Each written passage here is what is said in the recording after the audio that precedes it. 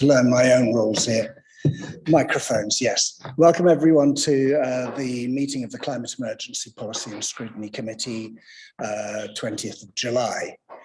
In terms of what is popularly known as housekeeping, I'm told that the toilets are outside here and up the stairs, I think. I don't know if there's one closer, does someone know? Or just out that way. But basically then, whichever way you go, you'll find a toilet, I hope.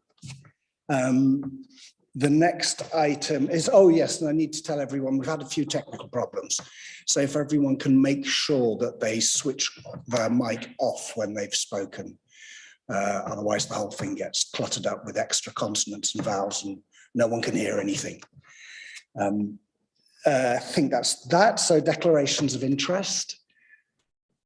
I'm not seeing anyone eager to declare interest. Right. I also need to cover apologies.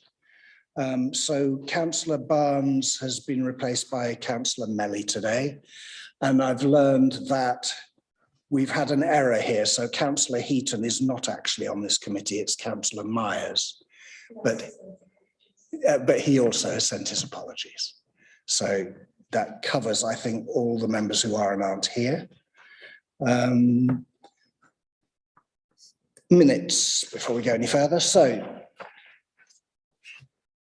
got the minutes of two different meetings here. The first meeting is the meeting of the 8th of March. I have to say, one of the challenges for this committee is that we've sometimes struggled to get the reports we need in order to be able to respond. That's not been the case in the past few months, but I did form the impression that the comments on the economic strategy and the climate change strategy were a little lacking in the detail of what had been discussed. I did make a note of various things.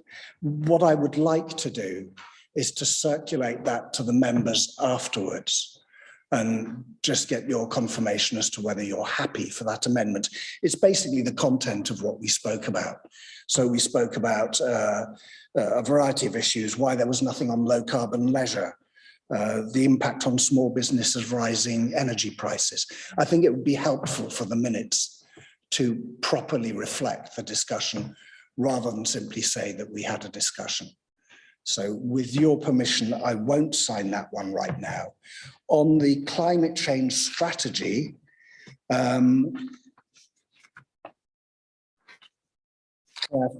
you have some comments. That's for the 12th of April one, isn't it?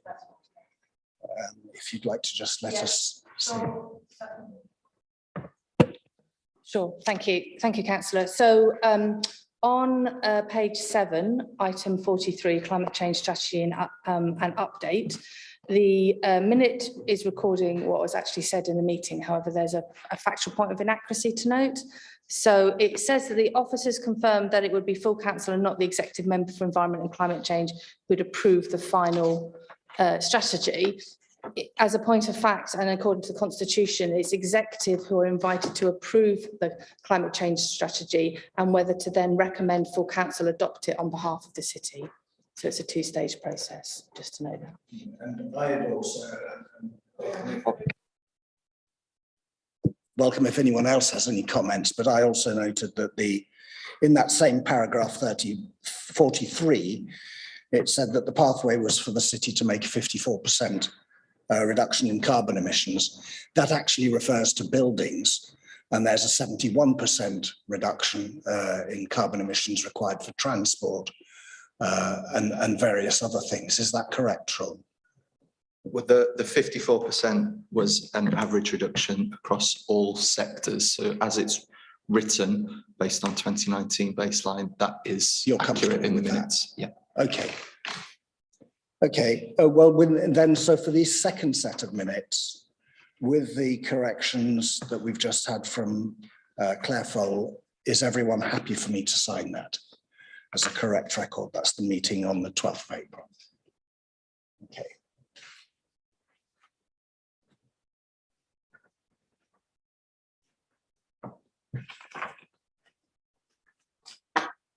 Thank you. So We next move on to public participation. We've got 1, 2, 3, 4, 5, 6 speakers registered to speak.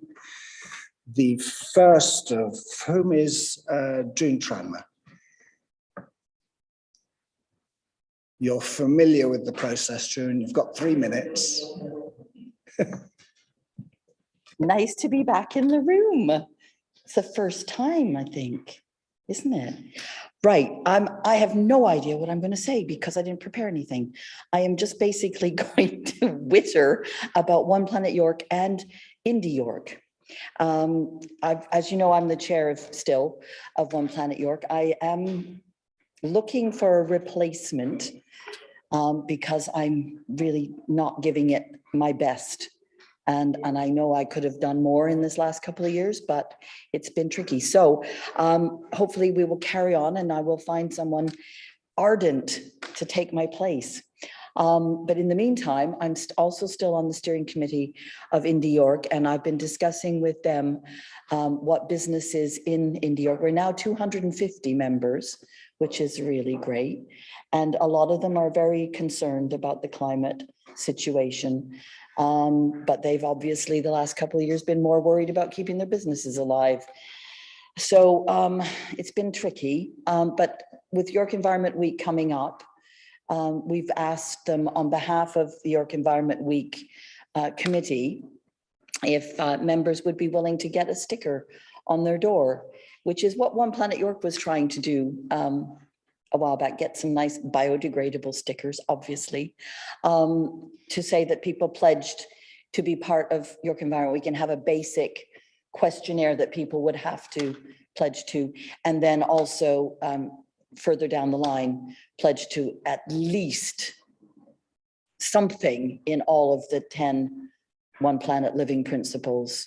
Some of them don't apply to some businesses, but most of them would. So that's the plan going forward. So I know I'm first one to speak, and I probably would have loved to have followed up with other people's things because there'll be more things that I can think of to say, but that's what I've got to say for now. Thank you.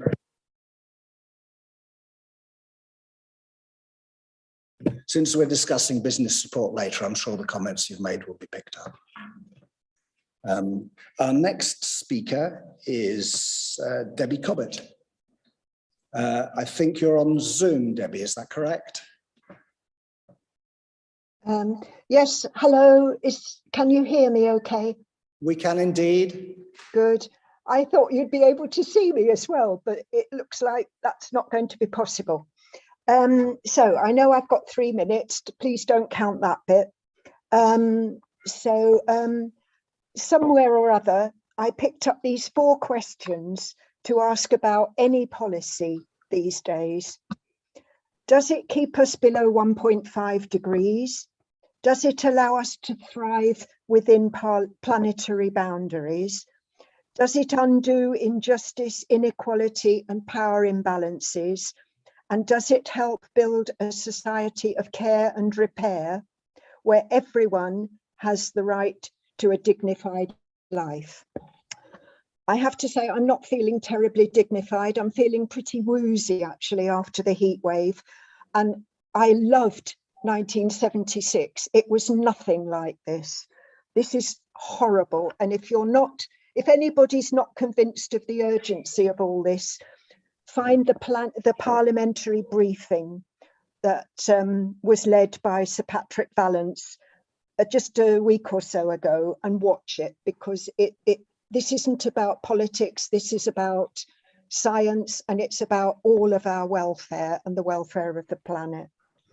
I doubt if any of your work so far, I mean, there's little bits and pieces here and there, but I don't think you're progressing fast enough towards the goals. And you can't see me, but I've got documents here from 2010, where the previous administration had a lot more to say. You're talking about extreme weather events are predicted to increase. They noted them. They noted the heat waves. They noted the tornadoes. They noticed the flooding. I've had lots of correspondence with Claire Fole and with Jane about the mix up with your big conversation, which is a small conversation. I hope I'll feel more like talking to Sean at the Climate Corner in the library. But there's a lot of messing up gone on, and the questionnaires are not in place at Town Hall Explore. You know, you might not have liked the closure of Lendal Bridge, and you know, that might be why you dismissed favourite projects and insisted on all this granularity of baseline data. But you know, I think you need to get on, and the government has just been found in breach of legal obligations about tackling climate change, and I wonder if that's where you are. I noted that you've multiplied by 10 the number of climate jobs that you're planning to create, but only with a little reference to the Local Government Association estimates. I mean, your climate strategy is still full of future tenses and conditionals and possibly and maybes. And, you know, this just won't do. We need to know about these climate jobs. Where are they? Who's going to do them? Who's going to train them? And all of that was already being discussed back in 2010. You have 30 and seconds, I have one Debbie. more point to make, Okay. which is, you'll like this because I'm glad that you're going to be considering modal shift in transport. Because cars, although being sold as status symbols allowing freedom, they have so many adverse impacts: depletion of energy, depletion of loads of other resources, emissions, casualties, air quality or unquality, you know, all sorts of huge impact. And I'm on a Future Learn course about this at the moment, so I'll come and tell Sean what I found out. So I'd just like you to remember 1.5, people and planet to thrive, and fairness, justice, and think about the rest of the world and not just York and how many people might or might not vote for you. We have to build a better society. We have to be caring and repairing. Thank you, And we Debbie. need, Yeah, okay, so I'm sorry to have gone on, but That's you okay. don't always give me my full 3 minutes. So that's okay. Thank you Bye. for your contribution, Debbie. It's most welcome. Right, our next speaker is Christopher Copeland, who I believe is also on Zoom.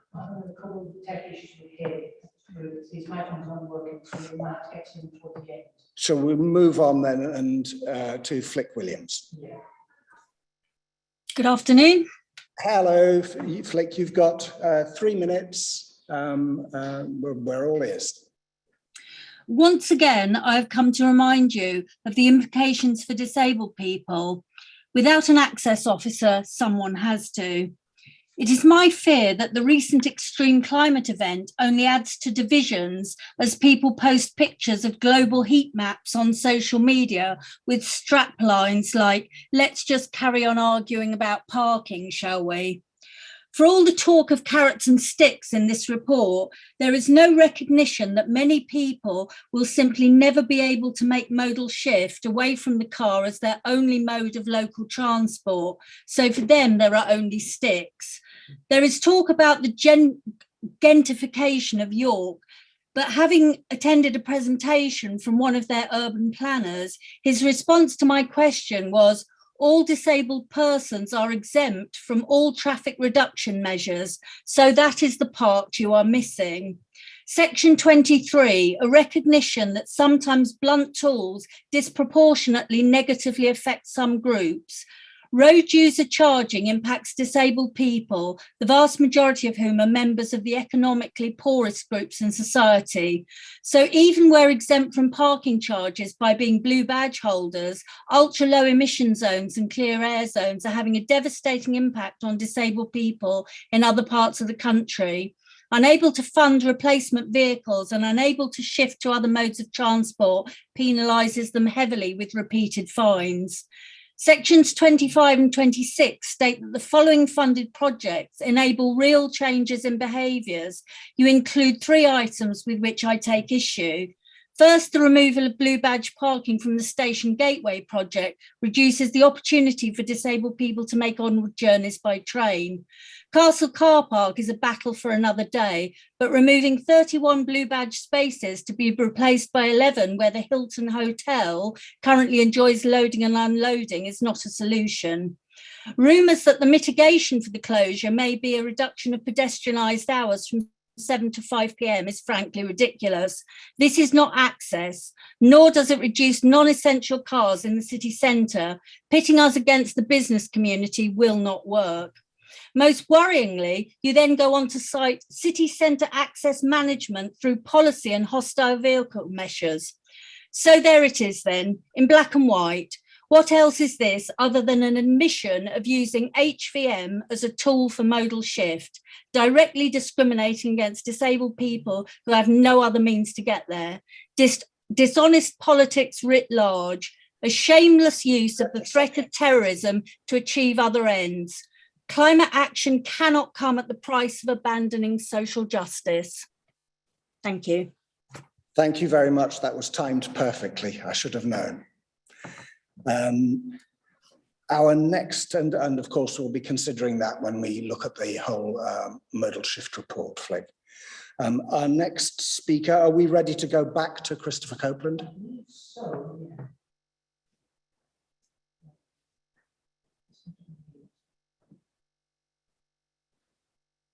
Are you there, Christopher Copeland? Yes, I am, Councillor Vasey. Can you hear me? Yes, we can hear you loud and clear. Thank you. So okay, sorry about the delay. There was some technical problems which I don't quite understand, but I'm connected from my phone. May I begin? Yes, you may. Thank you. My name is Christopher Copland. I'm a long-standing resident of Fishergate, and to put my cards on the table, I'm the Environment Coordinator for the local Labour Party. I understand the Chair of the Climate Commission will be attending climate scrutiny today. And I wanted to make a few comments about the membership of the Commission. It's been a little bit difficult to prepare for this because apart from the report climate scrutiny themselves provide, there is very little publicly available about the York Climate Commission. The website link you provide appears to be a dead one. So all I've had to work from are the terms of reference and the organisations commissioners have been recruited from. Having said that, the participation in the York Commission of some of the city's key stakeholders is, of course, welcome. And if those commissioners can act as peer leaders and encourage other members of their sectors to use resources at their disposal to bring down carbon emissions in line with the draft strategy, this, of course, can have a vital impact. So that in itself is welcome. However, the Commission as it stands represents a narrow tier of our community. They're all leaders of industry, academia, the professions, and the church, what we used to call the establishment. And overwhelmingly, they are people who look like me, older white men. The question I would have is, where's the voice of the people who do the work in these organisations? The bus drivers, the care workers, the kinds of people we were clapping on our doorsteps not so very long ago. What about the users of these services, commuters, tenants, patients? And given we are talking about the future of the planet, why are there no young people on the Commission? I'm aware that a consultation is currently going on with underrepresented groups in the city, but a focus group is one thing, a seat at the top table is something very different. And I would contend we need a commission that represents all of the people of the city, including, of course, those with disabilities. The York Climate Commission report does mention people interested in joining can drop them an email. But surely the Commission needs to be more proactive and reach out to the community and have an open process of recruitment, identifying a number of seats available on the board and the kinds of criteria they're using, and particular groups of people who will be welcome to apply. if one looks at the online information for the Yorkshire and Humber Climate Commission, lots of information, minutes of meetings, activities they're taking part in, are welcome to take part. They have a regional secretary of the TUC on their board and have set up a youth climate assembly. So I think that compares very well with what the York Commission has been able to do so far. One of the key differences with the Yorkshire and Humberside Commission, though, is I understand that they have. Now, Chris, just to you have 30 Okay, seconds. I'm just winding up. One of the differences I understand is that the Humberside Commission has support staff dedicated to it. And I wonder if we want the York Commission to be an open, prominent body, perhaps we need to think about adding some staffing to the carbon reduction unit to give support to them, to allow them to be an easily approachable organisation, which looks like the composition of the population of York. So I hope you've been able to hear me despite the technical difficulties. Thank you. Thank you very much. And I think you'll be delighted to know that the issues you raised have actually been raised several times on this committee. So you're pushing at an open door. And we will hear later from the chair of the Climate Commission, obviously. Our last speaker is Peter York. Hello. Hello, Peter. You've got 3 minutes to address us. Thanks for having me. 3 minutes isn't very long to sort of get into the weeds of the report or the strategy, but I have read it. But I sort of would like to touch a little bit on some of the topics like, active transport and how to survey people. I found our big conversation and it didn't seem like a very good way of surveying people for actual meaningful feedback. And also the circular economy. It seems like someone here is going to speak about that, so I'm quite happy about that because, so to share like or rather shamelessly steal a talking point I heard the other day, how many people in this room like have their own electric drill? And for like how many minutes will it get used in its lifetime? Like why does everyone own tools when we could be sharing them? And that's a simple thing that the council could encourage with basically no cost. Anyway, hopefully this sort of thing will come up. But there was a UNDRR report this year talking about like basically global systemic collapse from the UN. So I'm not just a crank when I talk about, we might see very serious global collapse coming up in the future.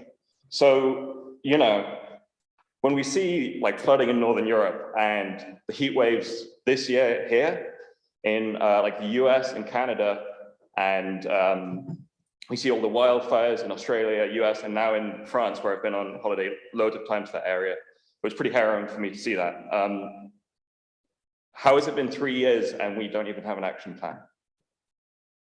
I mean, that's the main thing I want to ask. Like, we have a pretty flimsy strategy, if as far as I can tell, and yeah, it's 3 years on.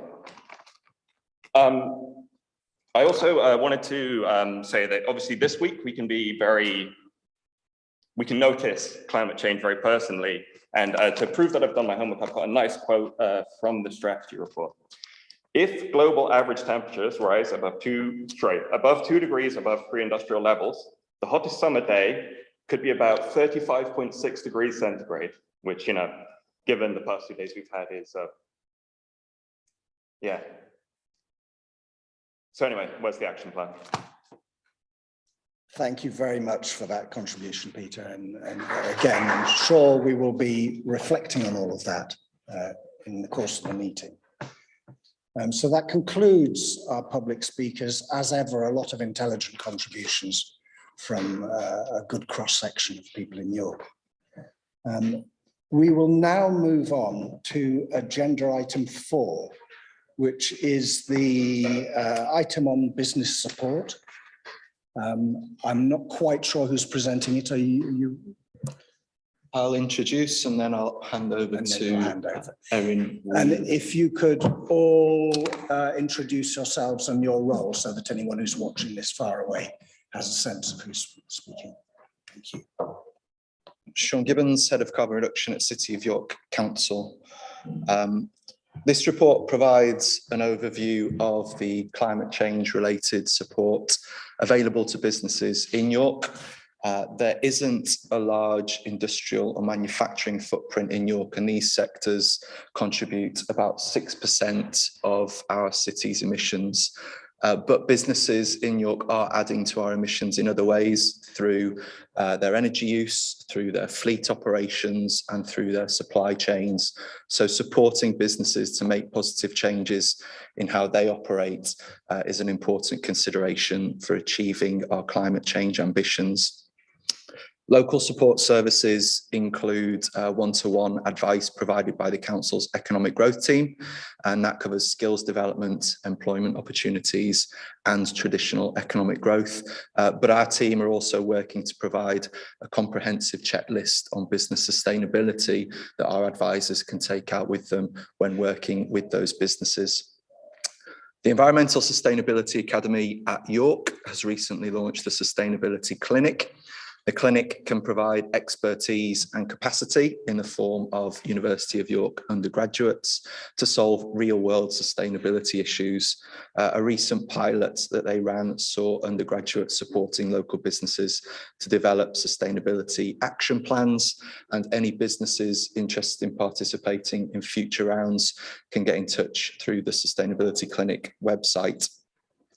There are also local funding opportunities. Recently, First Bus, with the support of Federation of Small Businesses and the York and North Yorkshire Growth Hub, ran the York Go Greener Fund, which provided £20,000 to help small businesses in retail, leisure and hospitality to implement sustainability initiatives. New funding opportunities and support services are communicated through the weekly business newsletter, which goes out to over 2,000 businesses, and the monthly climate change newsletter, which has over 300 subscribers, and anyone interested can sign up through the council's website. Regionally, ReBiz programme provides advice and financial support for small and medium-sized businesses to become more resource efficient, as well as develop circular economy business models. Support there includes free resource efficiency audits worth up to £1,200, 40% funding towards capital investment projects, and free circular economy consultancy of up to 30 days support.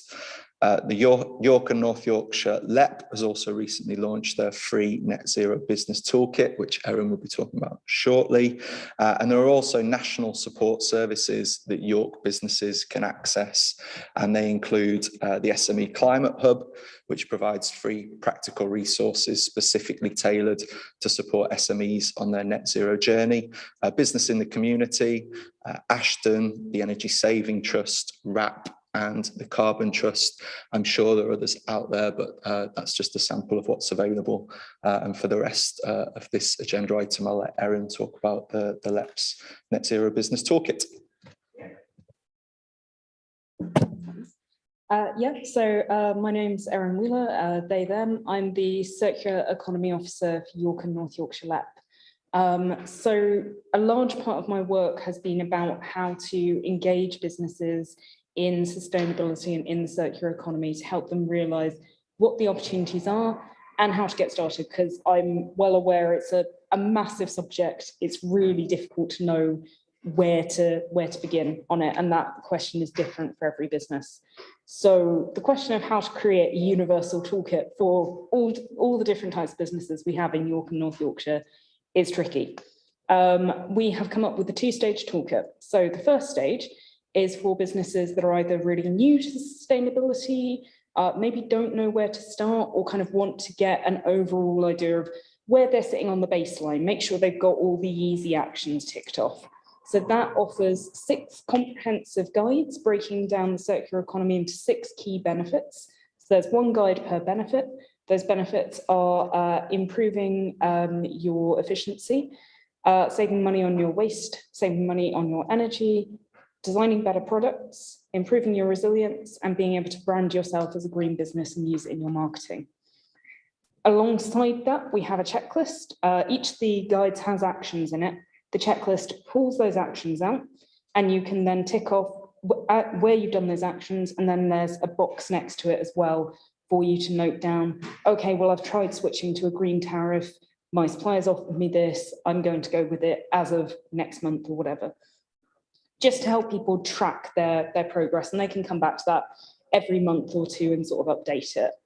So that's kind of what I would call the entry level. I don't want to say beginner level, but entry level stuff. And then we've got our sort of more advanced stage, stage 2.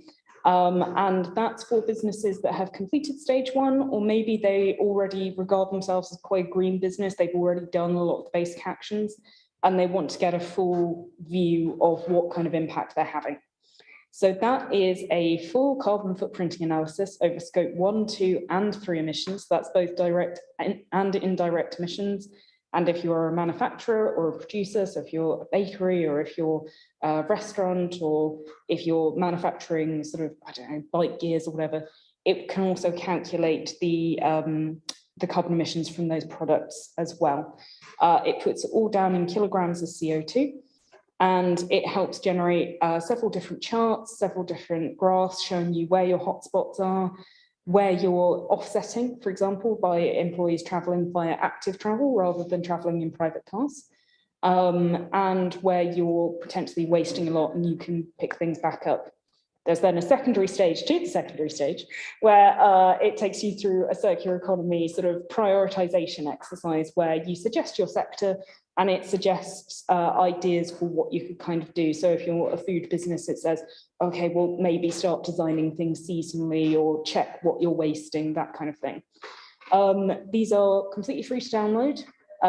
They are accessible to everyone. We have ensured that they are as accessible in terms of sort of disability and everything as well. Although they are intensive, they do take a few hours to fill out, particularly the secondary one. I would bill it as consultancy minus the consultant. You are getting the full readout that you would get if you employed someone and if you paid that £1,200 that Rebus funds for the B2B businesses. This is available to everyone, regardless of your sector, regardless of your size. Yes, you put a few hours into it, but you get absolutely unparalleled information back. And that can inform your future planning. It can inform decisions that you make with funders. It can really help you make that clear decision about where you want to be for your future. And hopefully get more people on board with the concepts of circular economy. I think it was you mentioned circular economy earlier and mentioned tool hire. Tying into this quite nicely, there is the Borrowers Library from the Recycle Project, which I sort of helped them set up over the last year or so. They've just got that going over the last few months. It's been a massive success. They've got a full library of things with sort of kids' toys, different gym equipment, and loads of tools, all available to hire for both businesses and residents. So we can start sharing all those drills, which is fantastic, and a really easy action for businesses to take in terms of helping contribute to the circular economy. So hopefully we'll have lots more support coming. We're working really hard on trying to generate things like sustainable tourism strategies, working with you, Sean, on that, looking about how we bring the circular economy into communities, which we're doing through our Circular Towns pilot as well, which has a place for businesses as well. So there's lots coming, but there's something concrete to get your teeth into now. Thank you very much for that and for your energy and enthusiasm. Before we move on to questions, I should maybe say that I suspect that the burden all of us carry here at this meeting is that in our back of our minds, we're always thinking to ourselves, is it enough? It's not enough. Is it enough? It's not enough. And plainly, that energy we bring is critical to making sure that it will one day be enough. But I hope we'll get a range of interesting questions to maybe help move this forwards this afternoon. So are there any questions from members to what we've heard so far? And if not, while you're thinking, I'll throw open a couple of things and see if that can maybe generate some thoughts. So, as I say, I read all these things and my first thought is it enough? Are we moving quickly enough? The kind of things that I didn't see in the report was anything about a local heat plan or freight, local goods delivery networks. I understand these are difficult, but I also feel that is where a local authority has a part to play, and possibly the Climate Change Commission when we talk later with Matthias, to move things up from the actions of individual players and actually harness and mobilize our collective power to achieve change. And in particular on the circular economy, I was wondering, Erin, if you thought there was a value in incentivizing change. So you're already offering £1,200 report for nothing to businesses. Is there more that you feel we could be doing to get all businesses to participate? Because of course, the usual suspects will say this matters to me and they'll participate. But our challenge is the others. And I'd be keen to know if there are particular types of businesses that participate and others do not. Are there demographic things that we can see in this city about location or the age of the business or the age of the people running the business that feed into the take-up into the circular economy? Yeah, that's a really good question. I would say in terms of demographic, I wouldn't say it's any particular type of business. I wouldn't say one sector definitely does it more than the others. I'd say maybe consumer businesses are slightly more likely to take action because they're working directly with their consumers on the high street, so that they can say, right, we've done this, and your customers can say, right, I will shop with them because they've made a carbon sensible decision. I think part of it is about letting businesses know that they can make a difference and that they are agents for change. One thing that we had from several businesses when we ran a small program sort of based a bit around this toolkit year before, and quite a few of them were shocked when they got their readouts from the carbon footprinting tool, because they said, but I'm just one business, I'm 3 people. I didn't know, but there is this dual thing of, I'm so small, I can't possibly make a positive difference, and I'm so small, I can't possibly be making a negative difference. And I think helping people realize both what they are currently doing, but also the potential of what they could do and how much they could help and can contribute, and that they don't have to feel helpless in the front of it, but it's easy and that it's achievable, and then it is actually really good for business. If you're talking about restaurants, a normal restaurant will throw out several bins worth of food each week, just from plate scrapings and things that have come back.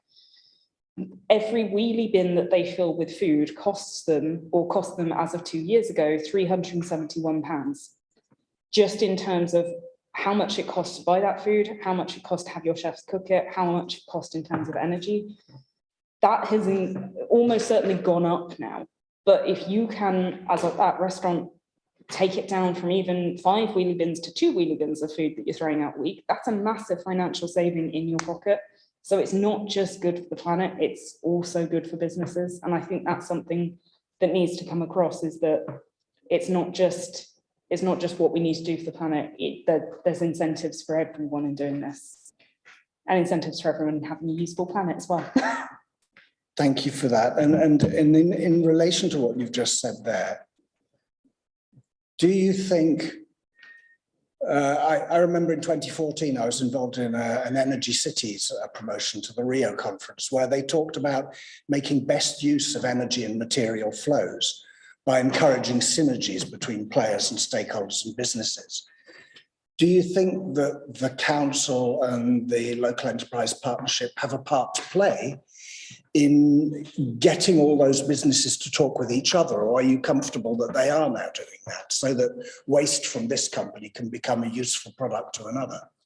I would love to get businesses sharing their waste. It is a big target of mine and something that we know is not happening enough yet.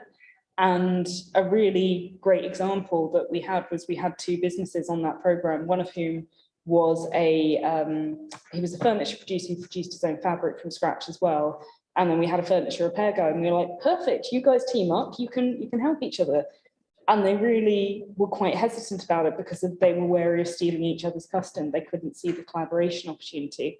And I think, again, yeah, illustrating the opportunities to businesses would be fantastic. That's something the LUP's very keen to do. We'd love to create some supply chain clusters going on in York so that we can have the jam producers talking to hotels to get, you know, reusable pots and things that can be sent back, and we're not creating waste for luxury and things. And we're really keen to do that. So if the council are keen to do that as well, I think there's a lot of work that we could do together.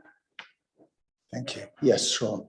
There have been examples, haven't there, of piloting circular towns principle across North Yorkshire. Is that something that could be replicated in York, do you think? So I've been piloting my Circular Towns programme, which is about bringing the circular economy into communities and helping communities create grassroots initiatives. I've been piloting that for 9 months with Selby, Scarborough and Moulton. Moulton is the most established. They set up ahead of the programme. We used their learnings to design our Circular Towns Guide, which is a flexible 10-step framework for any town or community. I'd love to see circular towns set up in my own town, in my own city, which is where I've lived for 9 years and where I hope to be for many more years. And again, I think I've spoken to Izzy a few times about it, and we're very keen to look at creating that, and that would be something we'd really love to get on the table. I know there's a lot of businesses and a lot of initiatives who'd love to be part of it, and I think York could offer some really unique opportunities, particularly around things like textiles, things like tourism, creating sustainable visitor economies and things. I think that'd be some really cool stuff. So very, very happy to help with the setup of that as well. Could I ask if you'd be happy to send information on that round to members so that we can all get our heads around the opportunities and where they lie? Absolutely, I can send the Circular Towns Guide, and I'll send, we do quarterly blogs as well. We've got some blogs coming up next month, but I will send one from April as well, so that you can kind of see where our circular towns are and where they've reached in terms of progress as well. Thank you, that's brilliant. Are there other questions? Yes, Councillor Melly. There's quite a few things that residents and consumers need to change in terms of consumption habits and that sort of thing. And some of that's in various council strategies. Is that something where you've looked at what changes consumers need to make and then talk to businesses about what changes they need to make to meet what will hopefully be a change in demand, but also help to facilitate and encourage those changes? That's a really interesting question. And I think we have talked to businesses. We have done, we had a master's student do a piece of research with us last year talking to breweries about how best they could enter the circular economy and what barriers there were and why they weren't participating in it already. Because we know that as long as the access isn't there for consumers, consumers can't do it. And as long as it remains expensive, or as long as zero waste shops are out on the edge of communities, people won't go to them. And that we have to make the change accessible for people to access it. We have talked to them a bit, but I think there's definitely more work to be done on that. And that's something that I'd be quite interested in looking at. I'm currently designing some sessions potentially for York Business Festival. Sorry. And yeah, it'd be great to get businesses collaborating to work out where the opportunities are. I apologise, I'm losing my voice. Thank you for that. Yes, did you have a supplementary, or you're happy now? That's fine. Okay. Yes, Sean. Thank you, Chair. Just in response to your earlier comment about maybe missing opportunity to support businesses with freight and fleet. There is the freight forum that operates and is coordinated, supported by the council. That's available if businesses want to join that. And there is the low carbon logistics pilot, which is out at the moment. and the lease on a site for the delivery hub has just been approved by the executive member for transport, and that's funded by DEFRA, that project. So that's something that we're also looking into to reduce emissions for deliveries in and around the city centre. That's good to hear, because I imagine absolutely everyone in this room is very familiar with the long line of white vans blocking up every single street between 9 and 10 in the morning, and the need to actually consolidate that into a smaller number of preferably electric lorries if we're going to go forward. So I'm sure we'll all wait to hear more on that with interest. Just seeing, yes, Claire. With Professor Roof here, he might want to fill this in, but obviously I just wanted to mention Bio-Yorkshire as an example of an ecosystem, an economic ecosystem that uses bio-waste to create new products, and therefore, I mean, obviously it takes circular that one step further, but it's a real trailblazer in York. And I wondered at some point whether it'd be worth inviting them to come and present to the scrutiny committee about the work that they're doing in terms of both working with and across the rural economies to make better use of their waste products, if you like. I'm sure that would be helpful. And as the instigator of the Wheldrake Wildflower Verge, we're only too aware of the fact that we can protect wildflowers, but then when we cut down the arisings, if we leave them where they've fallen, that just encourages grass, and what we need are biodigesters and a coordinated plan to collect all of that. So if that could be coordinated into a report in the coming months, that would be very helpful. I've got a couple of other points here while people are thinking. One was something that was raised 15 years ago on this council. I remember trying to persuade councillors and council officers to practice the circular economy by using plastic curbstones instead of concrete ones. Because until we actually start the business of making use of collected recyclates, we're not helping that business model to flourish.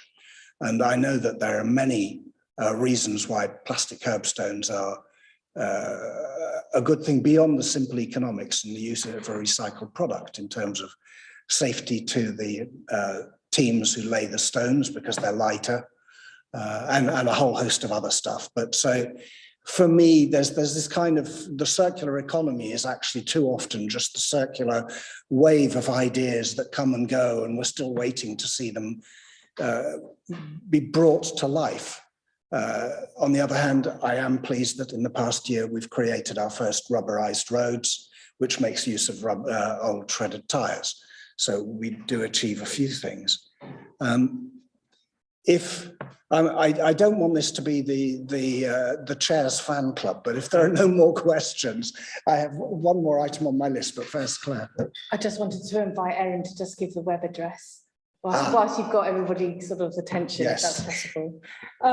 Yes, sorry, my email address is erin.wheeler@ynylep.com. And you can find our website with all our lovely resources is ynylep.com. Yes, sorry.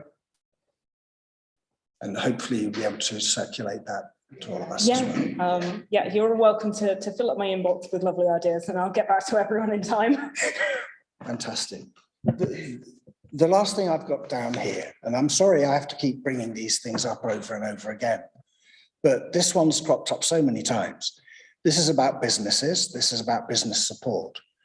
And this committee has repeatedly asked that we look to create a plan to assist all the city centre shops to transform the energy efficiency of their buildings by replacing single glazed shop fronts with triple glazed windows. I believe from what I see in other cities that the local authority has a part to play in this because of its procurement powers and its ability to organise these things, and the fact that as the planning authority, we are in a position to define to the city the terms and conditions in which single glazed old historic units can be replaced with triple glazed modern units. We've been falling over this for years and years and years, and we've got a city centre where everything is single glazed, But I'm sure all of us have been in cities where all the buildings have been replaced. And I'm still waiting to see in a business support report ideas as to how we're going to deliver those kind of things on the ground, how we're going to do, as one of our public speakers said, to make use of stickers, for example, to transform, making sure that all shop doors are kept closed in winter. And if we can't have a bylaw to do it, we could at least have stickers so that everyone who's doing it can have on their front door, my door is closed because I'm cutting carbon emissions, to allow the public to see which businesses it is that are acting. So I don't know if officers, you know, Sean and Claire, if there are things you can offer here, but, you know, we've said this many times, but the reports never come back with any sense that we're progressing in that kind of direct way in which we can make a practical difference in reducing carbon emissions in businesses. So I'd love to hear your thoughts as to what it is we have to do to enable that to happen. I think there's a potential for collective purchasing solution here. It's worked for other technologies like solar PV, can drive down the price of solar when you've got collective purchasing. It could potentially work for building retrofit. The powers to force businesses from a local planning authority perspective are limited when it comes to retrofit. Although there will be a supplementary planning document that supports the new local plan that provides guidance and advice on how building owners, developers can go beyond the requirements in our local plan and make a greater change. So that's also something that will be considered in that supplementary planning document. Okay, well, I hope the local plan is adopted soon and we can get on with it, because we've all been rehearsing this for, it feels like several centuries. I'm sure it isn't, but it feels like that. Yes, Erin. Sorry, just to come in on business and building retrofit, York and North Yorkshire LEP has just released our massive route map to carbon negative, which is a really groundbreaking strategy for how to get the entirety of the region to carbon negative. But we've got a huge section on what we're planning to do around heat and buildings and how we plan to hope doing sort of actually implementing retrofit measures. So if there is anyone who's particularly interested in that, that document is on there, and you're very welcome to either contact me, or I can put you in contact with my colleagues who might have wrote other sections. So I wrote the business and industry section, and my colleague Katie Privet did the heat and building section. Between those, we've got quite a few retrofit measures covered. Unfortunately, they do often come down to, we're going to need funding to do some retrofit, but the need is noted and the plan for what we want to do and how we want to do it is there.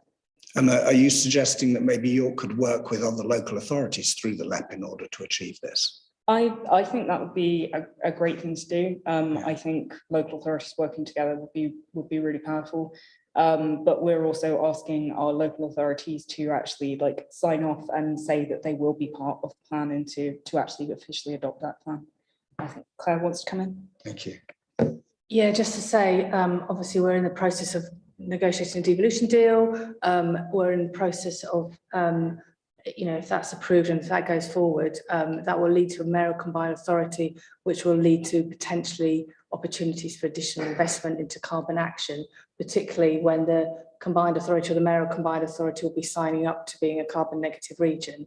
So it's not to say this is never going to happen. It's to say that we absolutely recognise there's a need, and there's a need to support local businesses across the piece, not just across New York, of course, but within the regional patch as a whole, and how we might work with other local authorities, with other partners, and with future funding to maybe make that a reality. Okay. Okay, if there are no more comments on agenda item 4, we'll move on. I'm not seeing anyone with pressing questions, so thank you, Erin, and thank you for that report.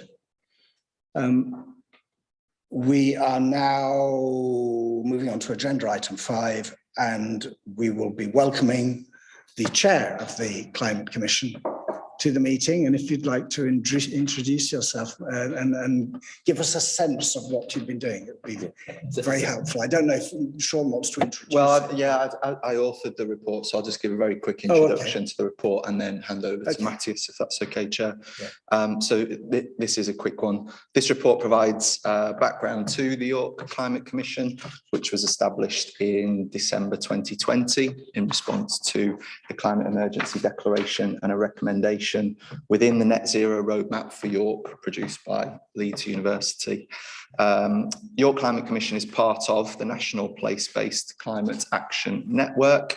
The Commission has just launched a website. I think it was Chris Copland who noted that that's a dead link at the moment. We're just ironing out a couple of technical issues before that goes live, but the website should be accessible by the end of this week. And that will be a digital place where the Commission will post both updates, and those updates can also be accessed through the climate change e-newsletter mentioned earlier. The Commission is independent of the Council, but it was established with the Council's support, and it was chaired by the Executive Member for Environment and Climate Change for the first 12 months. The new chair is Matthias Ruth, and other commissioners represent the Council, Nestle, York Hospital, the Chamber of Commerce, Joseph Rowntree Foundation, First Group, and York Minster. And as mentioned before, there is an open process to requesting representation on the Commission, and anyone wishing to be a part of the Climate Commission can email carbon.reduction@york.gov.uk. Wonderful, thank you. And welcome to you.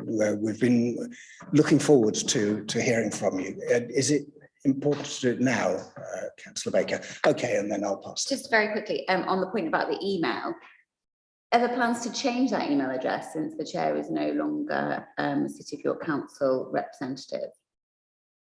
No, that will remain the email address. There is no, I think it was noted again by Chris Copland, there is no secretariat or resource support available for the Climate Commission.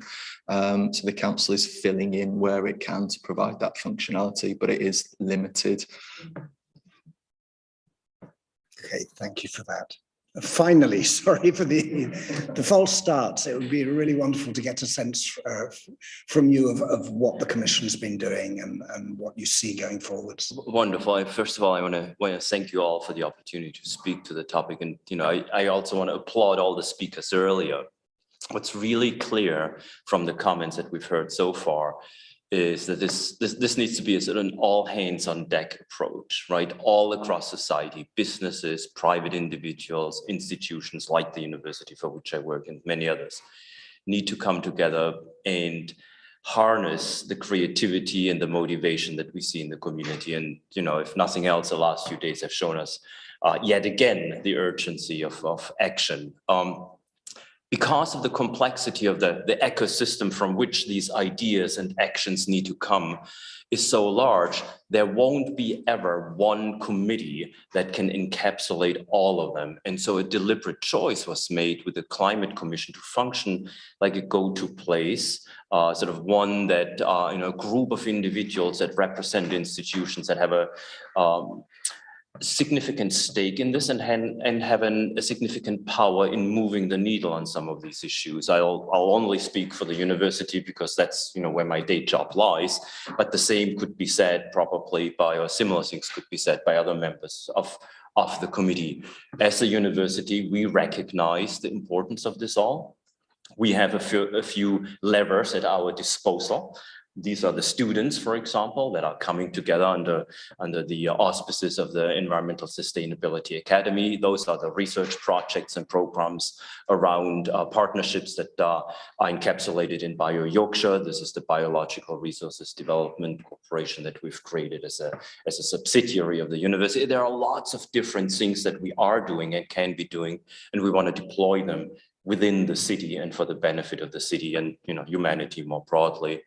What that means is connecting with the communities, hearing their concerns, figuring out, does it require research? Does it require more data? Does it require scaling up of solutions through the engagement of students, What is it that we can bring back to the research community, to the teaching environment? Likewise, the Minster is represented, for example, because a lot of the built environment in the city is of a fairly old nature, charming, but not necessarily as efficient as we would want to see it. Minster has been able to figure out how to get solar collectors on a protected building. So there is again, thinking, avant-garde thinking, entrepreneurialism and action coming together, and then showcasing what it could mean for all of the other older buildings in the city. There is First Bus, clearly in the transportation space, having a role to play as being a first mover, no pun intended, on some of these issues, and working in a group of like-minded individuals and institutions on those topics. So it's a hub from which to spawn action and initiative, but not with the ambition or the hubris of being able to cover everyone's ambitions in that space. It's a catalyst for that. And by virtue of being that, it's nimble, it's fast moving, and it can serve sort of as a sounding board and a check on some of the things that happen, and hopefully empower others to do what's within their power to make a difference. That's where we're coming, or where I'm coming from.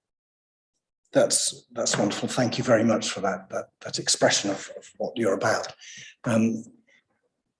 I'll start with a question. It seems that it helps people have a bit of time to kind of assemble their thoughts. I've scribbled one here, and it reflects what one of the public speakers said earlier. I was just looking online earlier. The membership of the Leeds Climate Commission includes businesses, the Chamber of Commerce, Friends of the Earth, a building society, Leeds Climate Citizens Jury representative, Opera North, Yorkshire Water, an advisor on social finance, and an energy company. And then if we look at the Yorkshire and Humber Climate Commission, as we were hearing earlier, there are councillors, the Environment Agency, a water company, the regional secretary of the TUC, Friends of the Earth, community energy companies, academics and businesses and councillors, obviously, Natural England, a film company, an architect, a member of the Sikh Alliance, the National Trust, the Carbon Literacy Project, a teacher and a member of the Youth Climate Assembly. And my question really is, do you think that your Climate Commission might benefit from a broader and more diverse membership if the logistics of doing it were possible? That's a really interesting if at the end of your question. The doors are open, as Sean indicated, for others to become part of the Climate Commission. A fundamental question at some point needs to be asked, what's the right size of the forum that you speak of for society to have its voice heard? Is a commission the way to go about doing this? And this is not the first commission of this kind I've been on. I've been in other cities and other countries leading these kinds of initiatives. And in past experiences, those have been all-encompassing, or as encompassing as they could be. And by virtue of that, served as repositories for the download of information and for the sharing of information, long-winded meetings with very little outcome. Everyone felt happy because their voice was heard, but nothing really happened at the end of the day. On the other end of the spectrum are small, nimble groups that take on a well-identified topic, run with it, and make sure that everyone else is not impeded by it, but as I said earlier, empowered by it. And the city has, through its endorsement of this commission, chosen the latter model more so than the former, and that's how we're operating. Sean? Yes, sure. Thank you. Just as a follow-up, at the early days when the council were looking to set up the commission, we did approach the likes of Yorkshire Water, Environment Agency, Northern Power Grid, Northern Gas Network for representation. They declined participation in York Climate Commission because their geography spans a much greater area, and they felt they couldn't give their time to sit on lots of city or local authority climate commissions. They were better represented at a regional scale, which is why they're on the Yorkshire and Humber administration. So for organisations like that, we did try, but they felt that a regional commission was more appropriate for them. And again, the big if, like Matthias has said, that having that number of members does require significant coordination and resource to support that, and York Climate Commission does not have that at the moment. Okay, thank you. There's Councillor Melly and then Councillor Barrett.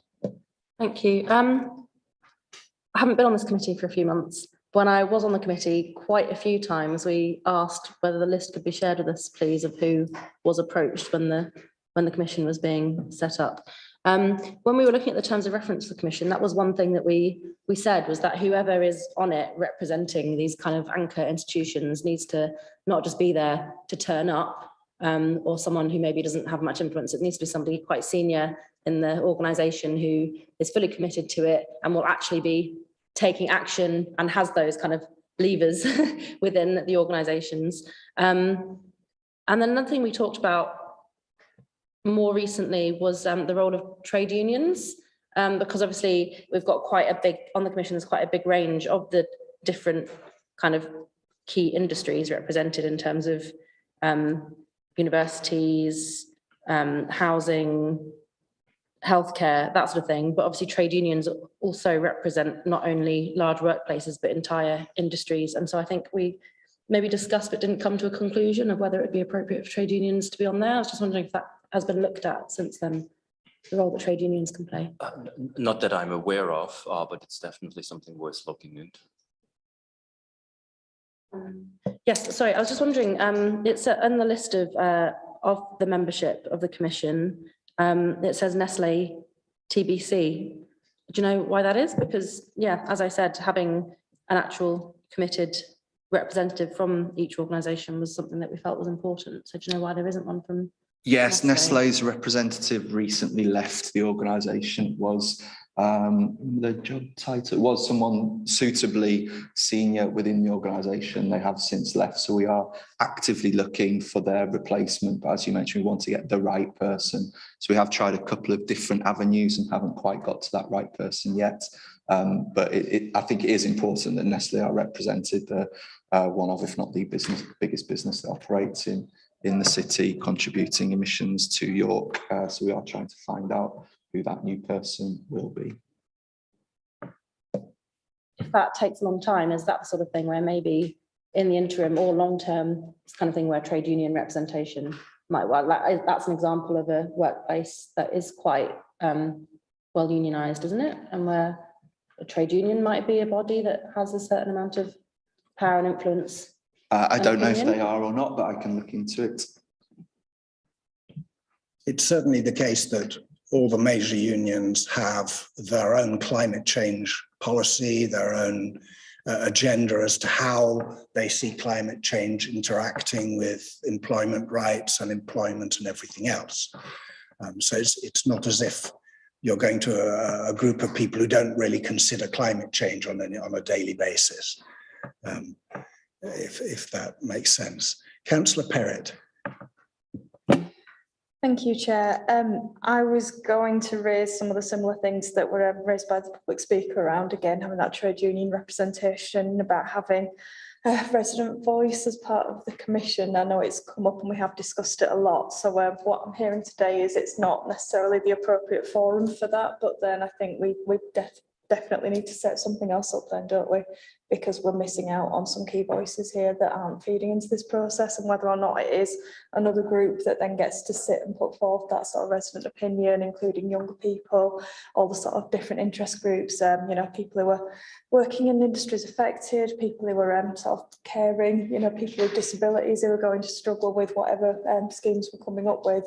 I think we need a different mechanism that really does deeply engage with them and then gives them a seat at these decision-making tables. So it might be a representative then is empowered to go and put an ask to the commission, but at the minute it just doesn't feel very democratic. There is not a democratic voice of local people. It just looks like sort of, yeah, these institutions that are making these decisions, and I understand the reasoning behind it being a bit more nimble and that people are empowered to act because they're at a certain level within an organisation.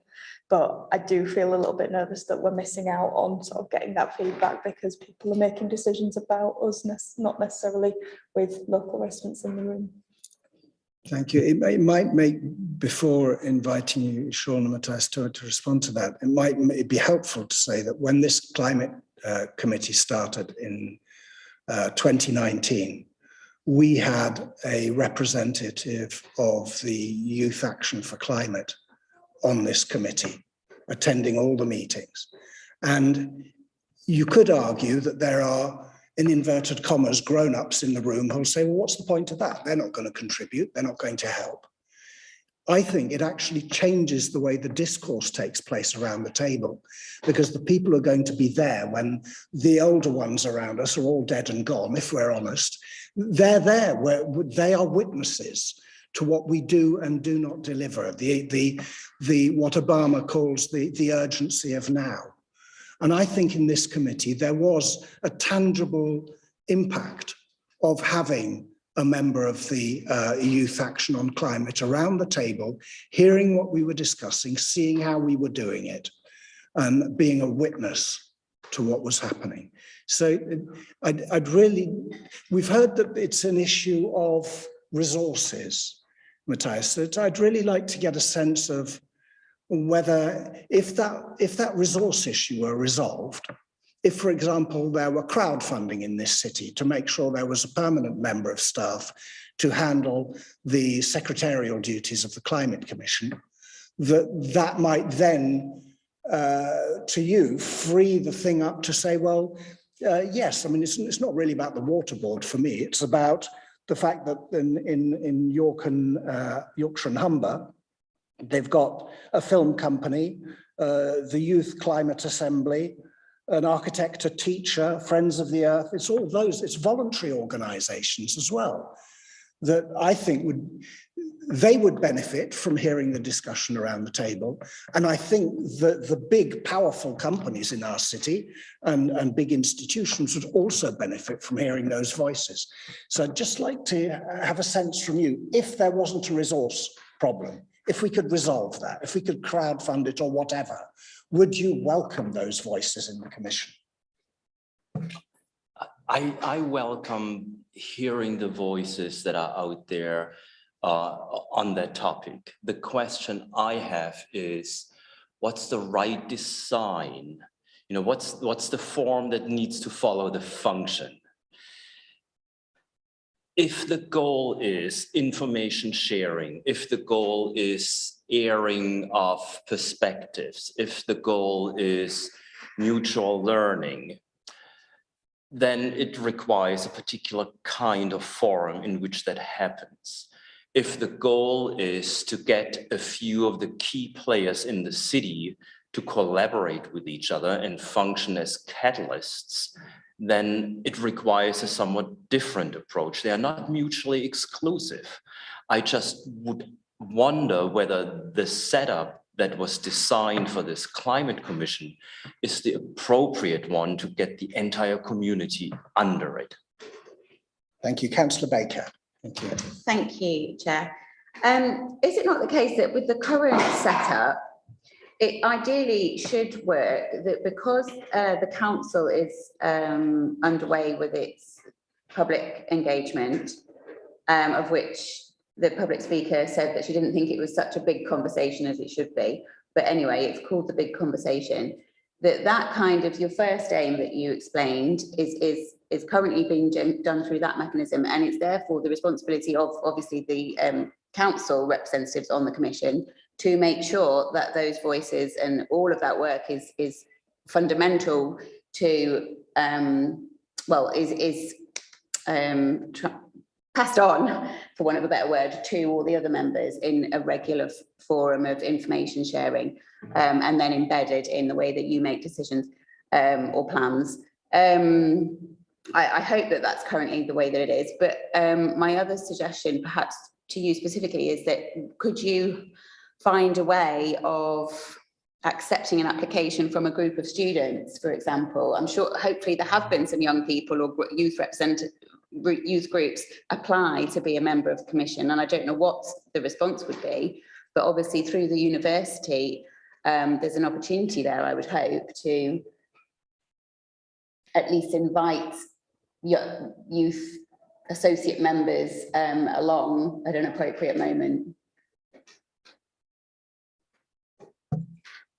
Let me give you an example on how we're handling this through the university, since you've zeroed in on this rightfully. So by virtue of me sitting at the table of the commission, I then go back and say, here's what we've heard. We need more student engaged in the community. We create the Environmental Sustainability Academy at York. We put in our curriculum now going forward an opportunity for them to get credit for the work that for their courses, for the work that they're doing with and for the community, right? So they are right there at the forefront, even though they are not at the table, right?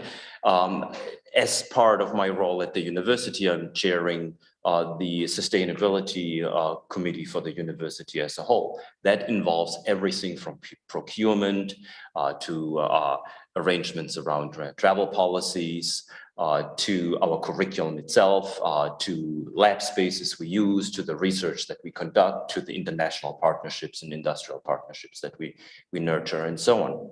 They are not they are not at the table, but they have really in action and motivated and deployed, if you wish, to help provide some of these solutions. And that comes back to the organizational question.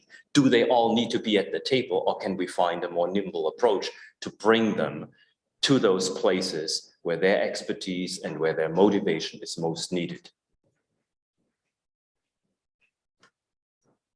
Thank you. Yes. Claire and Sean. We might be about to repeat each other. So the point I was going to make is absolutely, thank you, Professor. That's really a nice way of summarising what's important in terms of moving on climate action and the right groups to do it at the right time. And one of the things that we're still exploring within the council is when we get to the point of implementing the climate change strategy. So remember, we're going through a process at the moment to approve the climate change strategy. We've taken it out to resident consultation. But before we get to a point of actually approving it, we need to know how we're going to implement it as we go through the decades ahead. And how we continue to engage residents, young people, businesses, et cetera, in actually taking that forward. So we don't have the answer right now. I don't believe it's part of the Climate Change Commission. I think that is something separate to, although very much related to, of course, delivering on our climate ambition to be net zero. And hopefully when we come back to you on the 26th of September, I'm looking at Sean now, we'll be able to come back with some recommendations on how we would wish to implement the strategy, because it's at that point that you have the final kind of scrutinising of the strategy itself. Right, okay. Sean, yes. Yeah, thanks, Scott. I think most of the points I was going to make were covered by others as well. But I think, Councillor Perrott, you asked about resident representation and how the voice gets represented at the council. I think Councillor Baker reminded us really well that there is an elected member who sits on the Climate Commission, and that is the mouthpiece of the residents. Of course, there can be more representation and it can be more broad. There are many ways to do that. Matthias described one process that is done. There are other processes, as Matthew said again, they're not mutually exclusive. Other places have run citizen climate assemblies. I believe there was one in York in 2019 that was organised by an organisation that wasn't the council, and there is the potential to do that again. The council doesn't need to take a leading role, but if it did, there is a resource requirement with organising that type of thing, but that could feed in or sit alongside a climate commission. That they're not mutually exclusive, they can run alongside each other. But again, it's what form and what function, as Matthias was saying, what's most appropriate to deliver. And there's lots of opportunities to get residents and other members of the city engaged in this agenda. Okay, I have one last question I'd like to pose. You've made the case persuasively that you don't need too many people on a group in order to make things happen. I think the commission was created about 18 months ago, is that right? can you give us an idea of what you consider to be the biggest successes to date, so that we can get a sense of what this group, this small group of people are achieving for the city? I don't even know where to start because there are so many things that have been put in motion. There is a considerable expansion of the electric vehicle fleet, not just by First Bus, but by other organizations that are at the table. There is, as I've now a few times indicated, the deployment of students. I mean, what a great way of giving them an experience while doing right and doing good. That deployment, is, I think, a game changer, not just for the university, but for all the organizations that they are working with. And maybe Erin can reflect a little on, her experience on that front. So those are the two first ones that I would point out. But then there is a whole host of sort of call them secondary ones, like the solar panels on the Minster that can serve as an icon of action in a space that oftentimes was perceived as impossible to make a difference. Right now we have on one of the most iconic historic buildings in the city, some of the highest technology to generate locally the electricity that we would need. Now we have a showcase that others can emulate. And that goes back, I think, a little to questions that were asked earlier too. How do we proliferate that knowledge and action from one organization to the other? And I think there's nothing better than showing the successes. It can be done, and it makes a difference, not just in terms of carbon reduction, but it also makes a significant difference with regard to the bottom line of some of these operations, saving money by not having to generate waste in the first instance. Thank you. Yes, Sean. Yeah, just to add to Matthias's, because the commission is not resourced, sometimes it's very difficult to draw a direct thread between what the commission has achieved through its actions. But even despite not being resourced, we held the first net zero buildings event for the city, supported the stakeholder roundtable discussion on the built environment that fed into the climate change strategy, prepared the Bloomberg mayoral bid. We're asking for £1 million for a food reduction project. It didn't get funded, but it started the conversation. It brought stakeholders together, and now I think it's the Fuel Poverty Group that are taking that action forward. And there are lots of other actions, as Matthias described, where you can't draw a direct thread, but things like the First Bus £20,000 Go Greener Fund, you could argue, would that have happened if First Bus weren't at the table discussing these considerations? So not everything that's come out of it is direct, but there's lots of good stuff that's happening because of the Climate Commission. Okay, thank you. Are there any other points that people want to make? Yes, Councillor Cumming. I've kept it pretty quiet so far, Chair, Yes. but I have to say that many things I'm hearing are enormously encouraging. And just want to all strength your elbow, and whatever is lacking within that group, if the group can identify that in order to help the city to take things forward, that would be helpful. At the same time, I do hear others who say, but we need to be part of this, and there may be. I think it's important that is addressed as well. Thank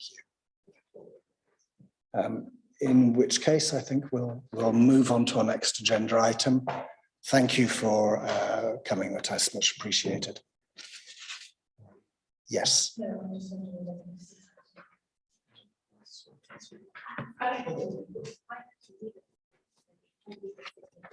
Oh, right, okay. Okay, so we then move on to agenda item 6. Thank you.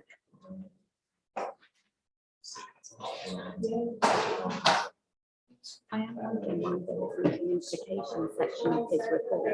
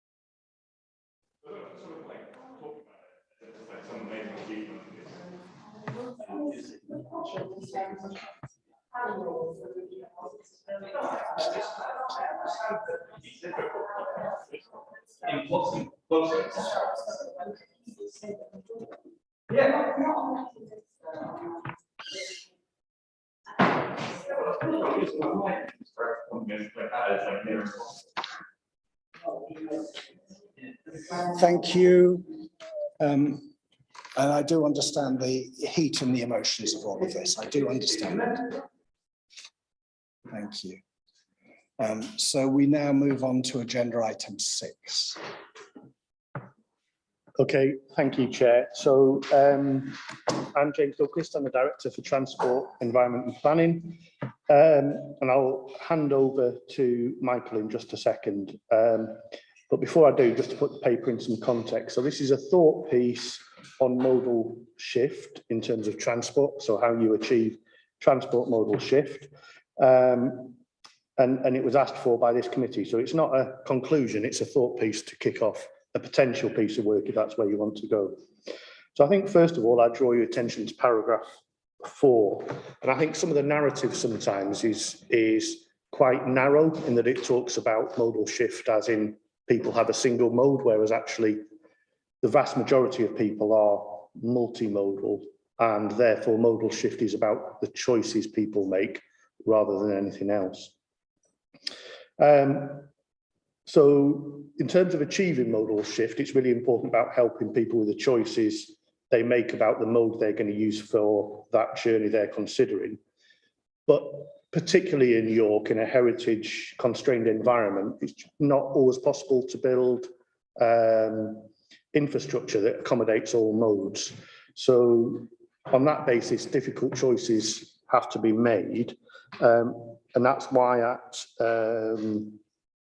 the transport executive member for transport decision session, quite often you will see papers brought which talk about those difficult choices.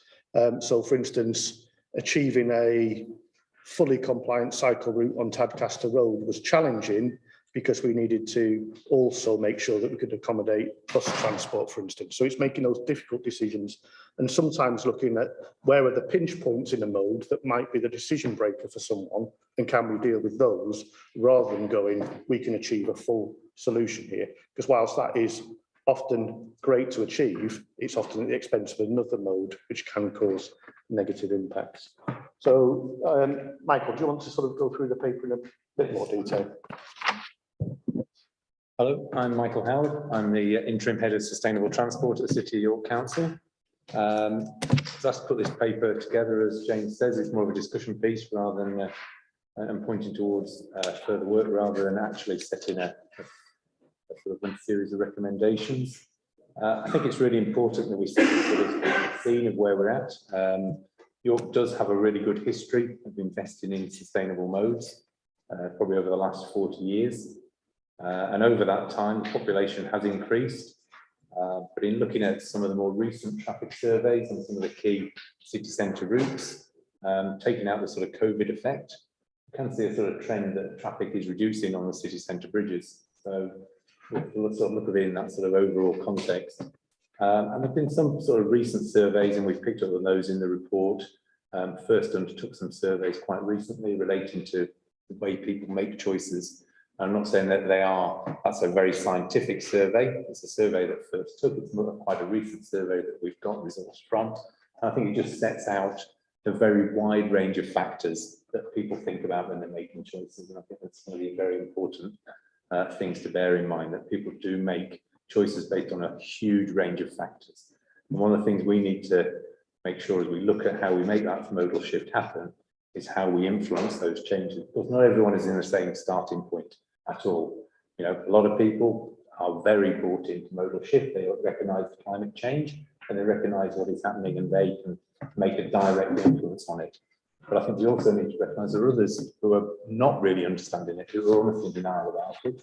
And we, you know, even after the major, you know, sort of extreme weather events we've seen in the last few days, I have spoken to people who will deny it, that it's something that's happening. So we need to recognise all those factors when we look at how we change modal things. There's lots of people in lots of different places.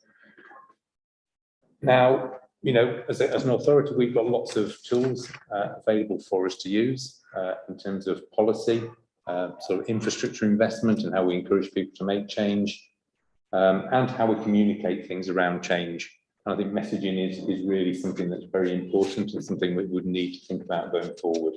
Because if you actually get the messages wrong, if you get the timing of the messages wrong, you can actually alienate huge groups and actually create more barriers to making those changes. So I think we need to make sure that, you know, looking forward, how we target that messaging is a really important thing. In terms of sort of infrastructure, then, you know, we have got a lot of things going on in York. Got a really positive investment in EV charging. We've got the recent opening of the hyper hubs, which I understand are being well received and have sort of good usage from electric vehicle drivers in York. Now, that's not a modal shift because they're still using their cars, but it is a positive thing that we're getting them out of the car, but, you know, that carbon, but there's a whole range of other questions that come with EV charging. You know, we've got a wide range of capital projects where we're trying to integrate modal shift, so things like Station Gateway. We're trying to improve the interchange between long distance rail usage, between bus usage, and encourage a better interchange to bus usage, but also enhance the cycle pedestrian linkage into the station and create a much better environment for people to make a modal shift choice. We've got the tier mobility trials still operating across the city. You know, there is a very big range of capital projects going on, and we need to make sure in looking at those, we can encourage trend people to make better positive travel choices. And we need to make sure in looking at those, we also consider any economic impact that can have. So we need to look at a wide range of factors about choice, economics. They all need to be brought in because people will look at those going forward. So as I sort of said earlier, this paper is not looking to present a solution. We need to think about what is influencing the behaviour, and then we need to think about how we change those behaviours. And we need to use all the tools that are available to us to actually make that happen. That's probably where we are at, really. That's what the paper draws then to look at how those behaviours are done, but that's a much wider topic that maybe the committee want to consider. Thank you for that. Yes, I'll go to Councillor Manny first. Thank you, Chair. At the last meeting of the Scrutiny Committee, or a recent one, we were looking at transport strategy and talking about transport projects that are going ahead without LTP4, Local Transport Plan 4, being in place. And, you know, we haven't got our LC WIP, that's Local Cycling Walking Infrastructure Plan yet, and how big infrastructure projects and all sorts of transport projects are going ahead without those plans in place, and how the impact that's having on things like modal shift. And actually, I think a lot of what's in this report has just kind of reinforced what we said at the last meeting. Like the examples provided here of transport projects in a report about modal shift just seem really out of place. You know, talking about dualling the Outer Ring Road and talking about the York Station project and York Central project. I'm not entirely clear how these things are having a positive influence on the drive for modal shift. So like the York Station Gateway is the first thing on this list. Well, it says it has a long-term decrease in parking provision. I thought actually it had the exact same number of parking spaces in the current plan. It's a missed opportunity for bus interchange, and the limited bus service improvements are maybe having some land ownership issues and not working out. York Central, second on the list. I mean, the most recent planning application related to York Central involved, you know, permanently completely severing an access route for cyclists and severely limiting it for pedestrians. Active travel fund schemes is on this list. We heard at a decision session for transport just yesterday how progress on that has stalled completely, and the whole programme isn't really happening. So really this report, I mean, I appreciate the report, I enjoyed reading it, I found it interesting, but actually I think it's highlighted the lack of modal shift that there has been to date and that we can expect in the next few years. I mean, I personally think it's really important. I think it's really important to not get bogged down in the detail of each of those individual schemes. So, there's various elements around those schemes that we can discuss. So, thinking about Yorkshire Station Gateway, obviously, I know you pick up on your point there that the parking actually remains around about the same level. But, that is something that we are discussing with DfT and with the rail operating companies, because that is something which is being driven by the rail industry, not by the City Council. So we are engaging in very proactive discussion with them around that. I think you can look at it as well on the context that rail passenger numbers are anticipated to increase. So in a real term, it will be a decrease in parking because there won't be an increase. So you have to look at that whole picture. If you take the passenger growth in rail numbers, does go back to pre-COVID and reflects the real growth in long distance travel and commuting traffic by rail, then actually it would be a real time decrease. However, I'm not saying that that is right. What I'm saying is we are in positive engaged in discussion around that. But we mustn't forget, because of positive things it's bringing to the city in terms of enhancing that gateway, there is a significant improvement in bus interchange facilities there, and there is a need for significant improvement in other modal shift, positive measures for cyclists in and around that. So I think we need to, look at all those in the round. It's very easy to sort of pick on a headline and try and without using all the factual information behind that. I think we also need to reflect on the fact that we have had a really good history of making that modal shift. And we've had a really good history, really positive investment in the city, identified in the last few years, relating really to sustainable transport. Looking at the buses on their own, we've secured Zebra funding for real investment in electric buses over and above what we already have in the city, and we're already looking at those trials, talking to the operators about getting that, into the city, and we're also in discussion. Excuse me. Also in discussion with DfT. I'll just sort of fill while Michael rehydrates. So I think just to go back to the very beginning, York has a local transport plan with 9 years left on it, and the executive have agreed to review that, but there is a local transport plan now, which is under review, which is starting at that strategy level. So, and that work is underway, and you will be aware of the meetings that go on and the progress that is being made with that. As Michael was saying, there are absolute bus improvements, and they are to a certain extent defined by the bus operators. They are not supportive of a bus station solution at the station. So the very people who want as many people on the buses as possible don't want a bus station at the station. I accept the challenge you make about some of the schemes, and it comes to that very point I made at the beginning, that in a constrained road space, you have to make difficult decisions about which mode you're going to prioritise in which locations, and they are absolutely difficult decisions, which is why we make them by politicians, because they are not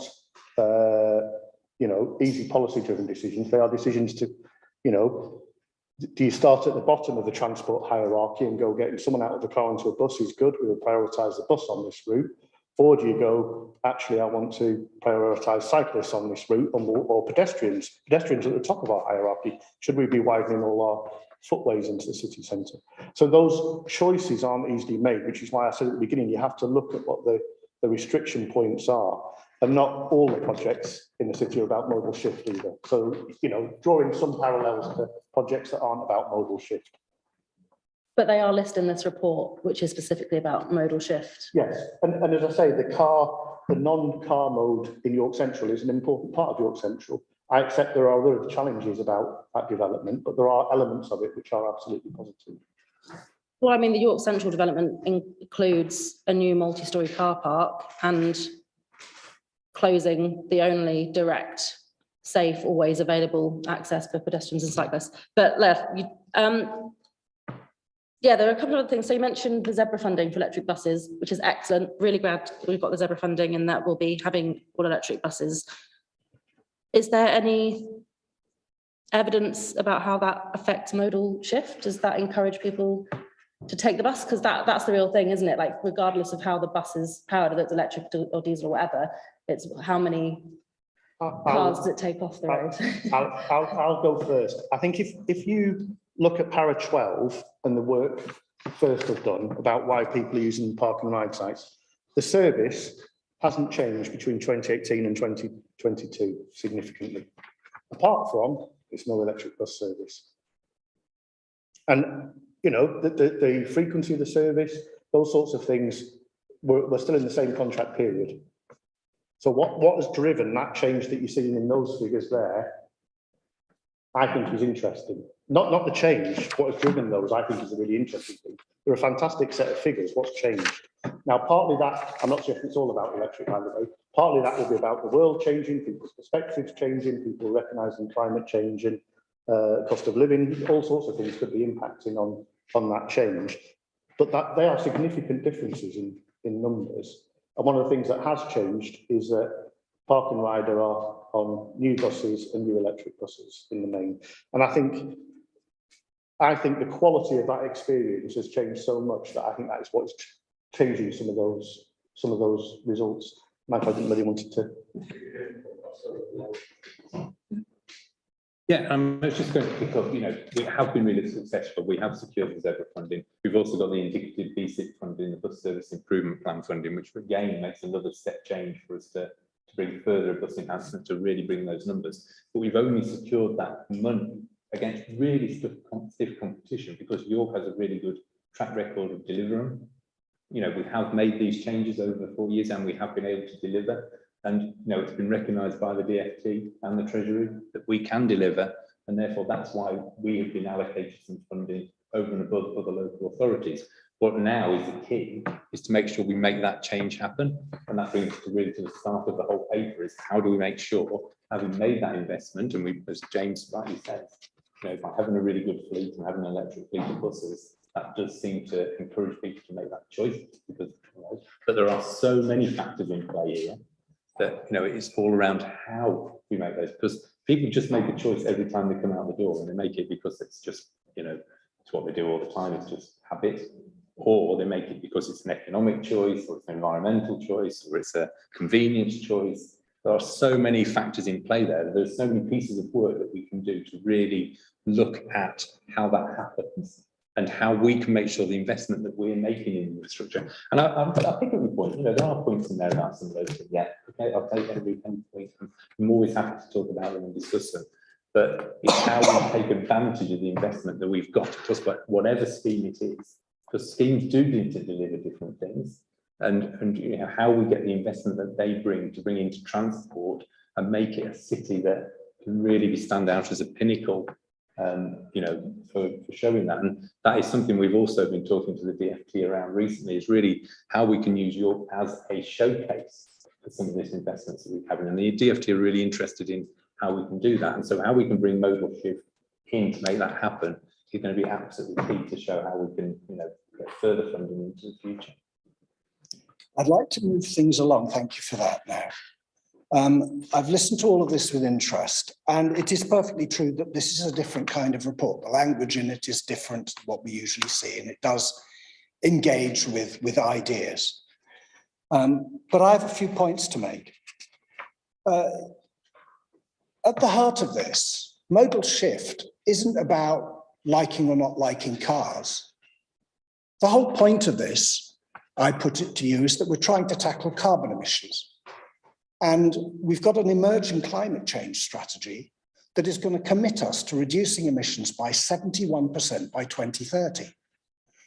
And the 3 local transport plans, including the one we're currently living with, over 25 years have reduced carbon emissions in York by 0%. That's the truth. We've improved number of people on buses. We've you know, got electric vehicles in and so on and so forth, and electric buses. But the bottom line is our carbon emissions are flatlined for 25 years. And we've just said we want to reduce them by 71% in the next 8 years. And I see nothing in our local transport plan that shows any commitment to dealing with that, or any serious engagement with the scale of the challenge that we rehearsed earlier. We heard rehearsed by the public speakers. And that worries me hugely. I also note that in all of this, where it talks about buses, it's all talking about the city.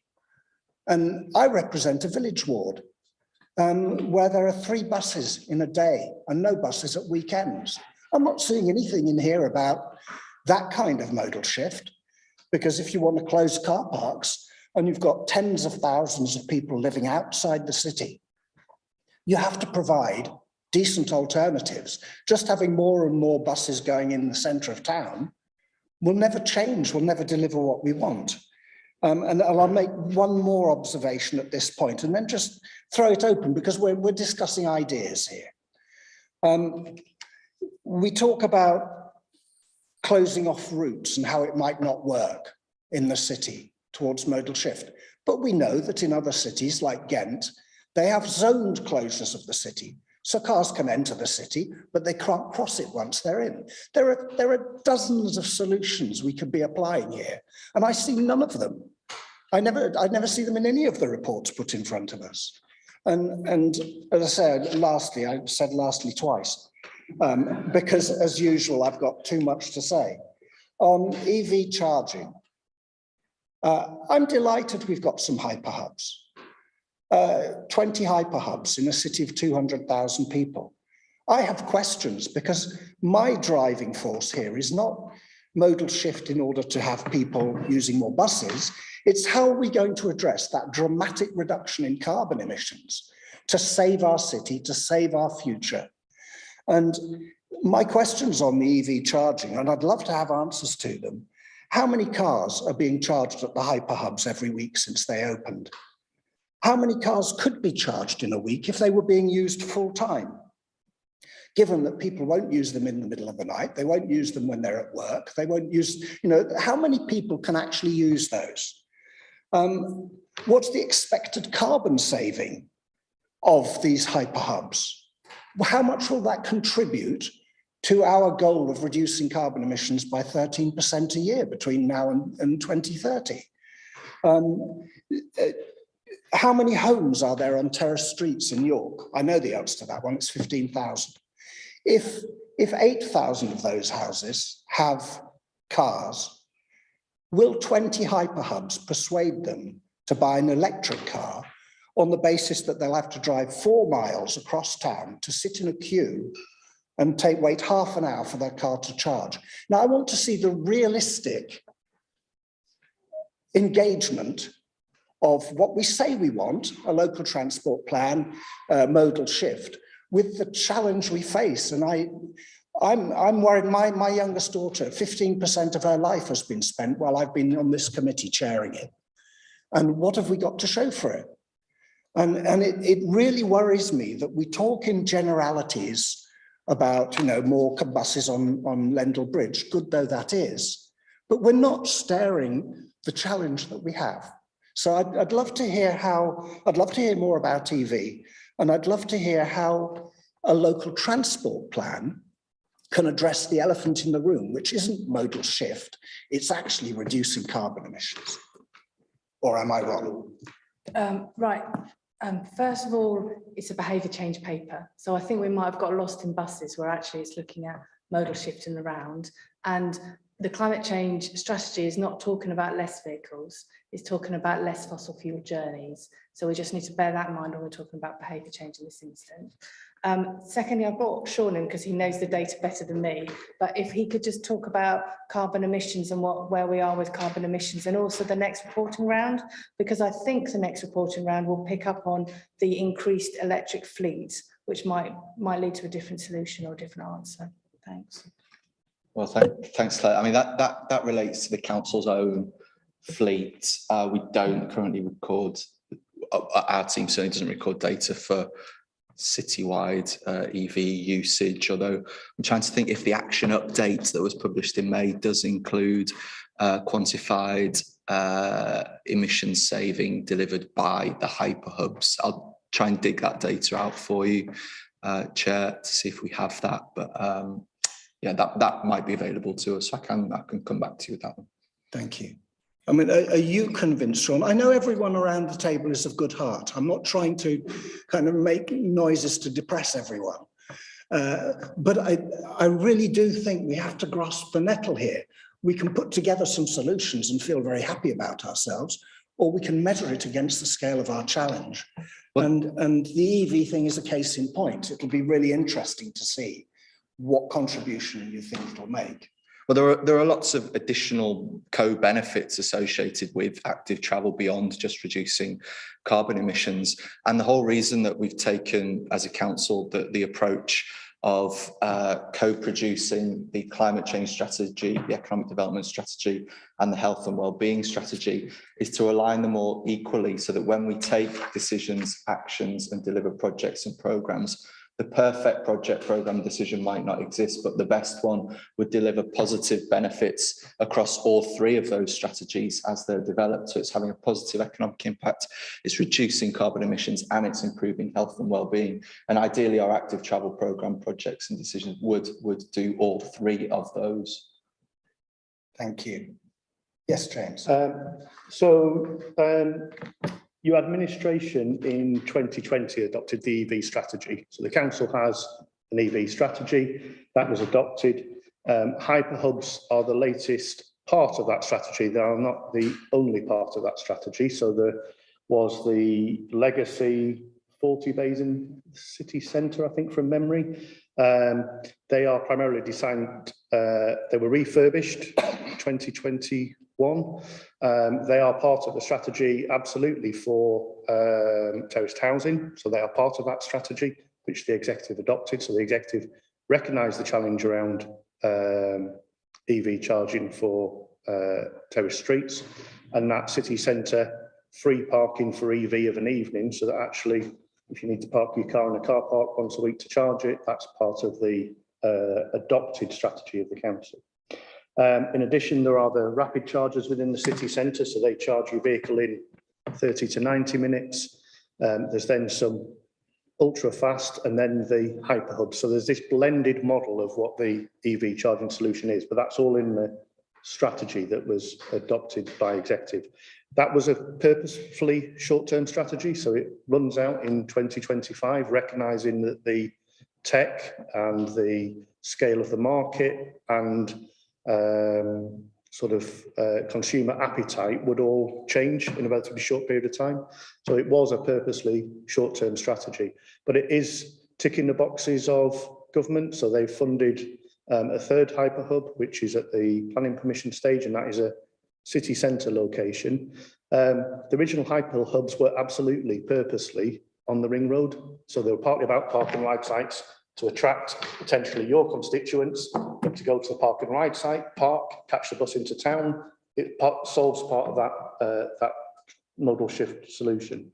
So there is, as I say, an EV strategy out there for the city, but that will need review probably starting in the next 2 years, I would think. Thank you. Are there other people wanting to dive in? I was certainly just going to follow up, Sean, on what you'd said about health and well-being strategy, because that's an important thing, and we've been looking at that over the past few months, and looking at modal shift and everything else. And it occurs to me to draw your attention to a reality I'm currently dealing with in my ward, that I live in a village of 2,200 people that has a rubbish bus service, is the truth of it. I'm not blaming the bus companies, it's the reality of where we are. We've got no doctors, no surgery, no dentist, no pharmacy. And we have people who have to use cars in order to access primary care.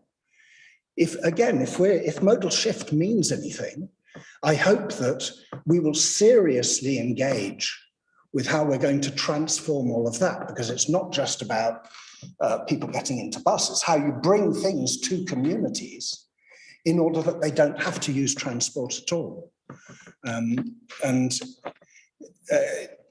I've not seen any indication of that in this document, and I'm hoping that that will appear at some point. Maybe I'm wrong, James. I think, yes, that absolutely, I recognise the challenge, but come back to what I said at the start, part of the recognition is that everybody is multimodal. So actually, if I could persuade all your constituents to drive to a park and ride and use the park and ride, I'd have achieved some modal shift. Yeah, but if you're an old age pensioner who doesn't have a car, you have no option to get to the surgery or to primary care unless you spend £40 on a taxi. Yeah, and I'm not saying it works for everyone, but that's the that challenge. mix of Yes. modes is absolutely what the challenge is about, because persuading everyone to walk isn't going to work for all journeys. So what we need to accept is actually we push people up the hierarchy, and we want them to see journeys as as multimodal as possible, rather than I get in my taxi or I get in my car, and that's where it starts and stops. Yeah, no, I recognise that's not the case. Sorry, and go on, so, Claire. you know, before I call you in, Claire, we discussed this at an earlier point, and one of the issues that came up was that none of our modelling actually takes into account multimodal journeys. So we look at how people cycle and how they use a car, but we don't look at that business where people use a bike to reach the train or whatever. Sorry, Claire, and then. Councillor, do you want to come in first? Okay, thank you. So, I completely forgot my point now. Yeah, you go first. Thank you. I think we're touching on something really important here. And obviously, when we look at these figures, and I'm thrilled when I look at 12 there with the comparison between 2018 and 2022, but we're also very much aware of something rather big that happened in between, which may well have, and I hope does have, long-term impact on the way in which we live and work and access services. And responding just a little to what you're saying, Chair, one of the things we've certainly seen is in terms of accessing GP surgery, so much of that now is not done with anybody making any journey whatsoever.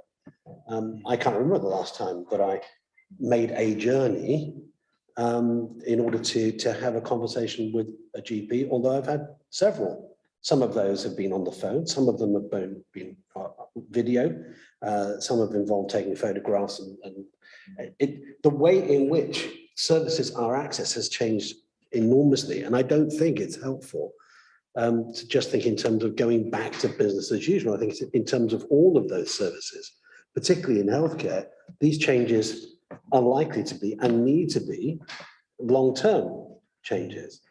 And the way in which we access all sorts of services will change permanently. I think needs to be part of that strategy, because it's about reducing journeys. Is that journey actually necessary in the first place?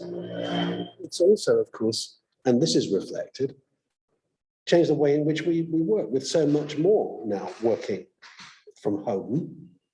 Is that journey to work? Is that journey to a meeting? And we need to make sure that the things that we've gained over these last couple of years, these last 2.5 years now, are actually things that we then build on and develop, rather than simply saying, okay, we managed to cope during that period of time, but now we'll go back to the way things used to be. Things are not going to go back to the way they used to be. And recognizing that and actually celebrating that and building on that as part of the strategy, I think is quite important. And I think that's even more important when it comes to the outlying parts of York and those who are living in places like Waldray. Thank you. Yes, so Claire. It came back to me. Has Thank it you, come back Councillor. to you? Councillor prompted me. Thank you. So this is a behaviour change paper that helps us think about how do we reduce fossil fuel journeys, of which there is a hierarchy from fossil fueled car, if you like, through to bus, walking, cycling, whatever, recognising that not everybody can use every mode, because there are obviously restrictions, which Flick Williams talked about earlier. And one of the things that I think that Councillor Colwick just noted that I wanted just to remind us all about was that actually COVID prompted a massive change in policy around how we live our lives. So the reason that GPs are operating online isn't necessarily because they chose to, it's because the policy changed to allow us to adapt towards new ways of working because of COVID.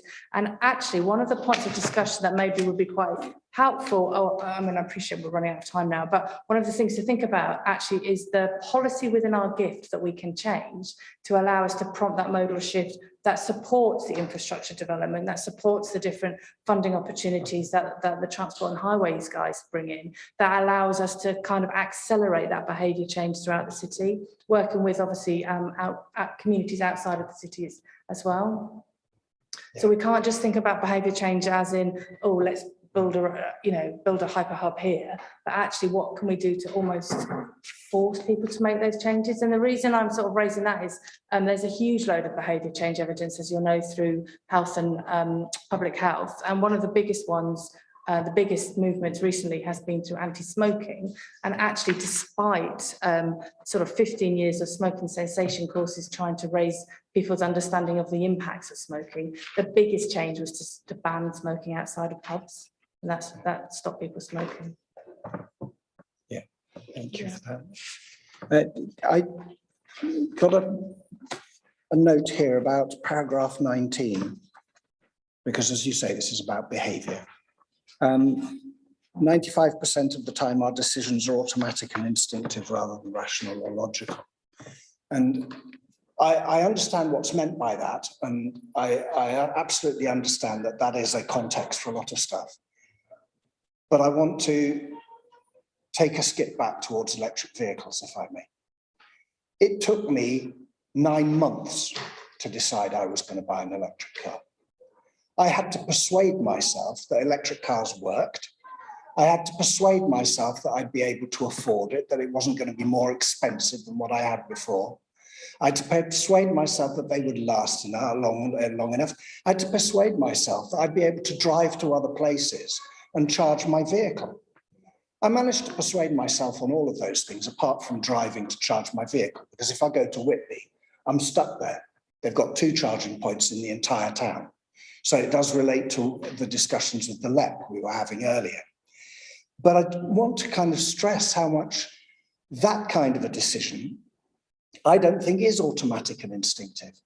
And why I made the comments I'd made about terrace streets is because I do not believe if I lived in a terrace street, I would be confident that buying an electric car was a wise thing to do, because I can't park in my street and charge it. And if this is about behaviour change, I would like to see us engaging with that big picture stuff. We've talked about the funding that the City Council has managed to achieve for hyper hubs, and I applaud that. I'm not against anything we've done. But I also know that government is looking for much more radical things to put money into. And in Nottingham, they've created inductive charging for the taxi ranks. There's a local authority in Hertfordshire that has inductive charging for a fleet of cars in the council. And I think to myself, if there was a street in York, a terrace street, where I lived in my street, I could park anywhere in that street, use an app and set my car charging and know that that was okay and it would work, I might think the time had come to buy an electric car. And I'm not saying that electric cars are the be all and end all. And I understand that Councillor Melly might, be kind of groaning about that, and I'd understand that. But I think they have a part to play. And I think we have to be bolder and braver and more innovative if we're going to be able to hold our heads up high and say we're addressing this challenge, because I don't see it yet. I wish I could see it, but I'm not seeing getting there. And I'd really love to hear from officers whether the comments that I made right at the start are actually true, that our previous LTPs were about the kind of transport we used, whereas now the urgency is much more about carbon emissions. Is that a fair comment? And should that impact on the way we develop the next local transport plan? Absolutely. I think I'm probably on record as saying that the local transport is a derived need. So the local transport plan is subservient, in my mind, to the climate change strategy and the economic strategy. So it needs to sit below those core strategies. I'm not sure that's the right terminology, but below those strategies, it sits below that, because it's so absolutely. So absolutely, I recognise, you know, things have moved on. Having said that, York's local transport plan, you know, considering it's, you know, several years sort of down the line now, we've delivered most of the action plan that was in that first LTP, but actually it was well ahead of its time in terms of the things it was talking about trying to shift. So if you compare that with other cities' local transport plans, actually that modal hierarchy that underpins everything in there, I'm not saying it's groundbreaking revolutionary, but actually achieves those very things you're talking about. It would have, you know, even if executive hadn't made a decision to review the local transport strategy, the existing local transport strategy and that hierarchy does start to drive that carbon reduction agenda. I think what the strategy is increasingly going to need is a feedback loop of the targets we need to get to, and actually a local transport strategy that sets a strategy for the next 15 years cannot set the action plan to get to a target in 8 years' time. What you need is are we on track? Are we not on track? Do we need to take action, more drastic action? Are we ahead of the curve? So you need those regular feedback loops to actually be reviewing your action plans so that you can go, yes, we're on track, or no, we're not. Right, we need to be measuring what we're doing against what it is against the 2030 goal and the steps. If you've got a 2030 target, you know, as officers, we could dream up an action plan that would get you there, some of which absolutely would get you there, but would probably be politically unacceptable or not cost effective or whatever else. And so you need to set things which actually set you on the right path to get there, and then start going, actually, you know, we've just talked about how things have changed in the last 4 years. In 4 years' time, what is politically acceptable, cost effective, technology we don't even know about now will all influence whether we're on target or not.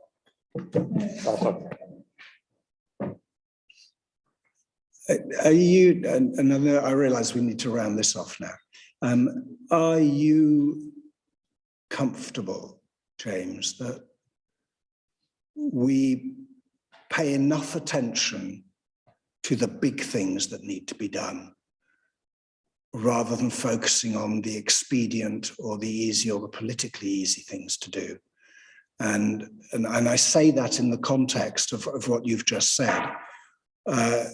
Will we be able to achieve a 2030 goal if we follow what we can do year by year, rather than do what they do in other countries, which is backcasting and say, well, if we've got to be there in 2030, we'll have to be there in 2029, we'll have to be there in 2028, as a way of making sure we get there? Are you confident that we're doing the right thing? Do you think that a new local transport plan could help to make sure that happens?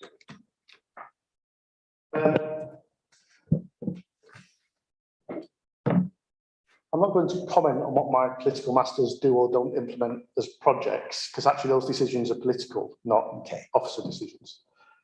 In terms of the way we achieve a target, I think there is an element of both. So when I'm saying if we've got a target, we need to set a plan to get there, but review it. So you would have staged milestones to get there as part of that. Otherwise, that's the whole point of sort of reviewing your implementation plan, is to say, if we're going to be at this point in 10 years' time, is that a straight line? Is it a curved line? Is it what is it? And actually then you start to monitor yourself on that.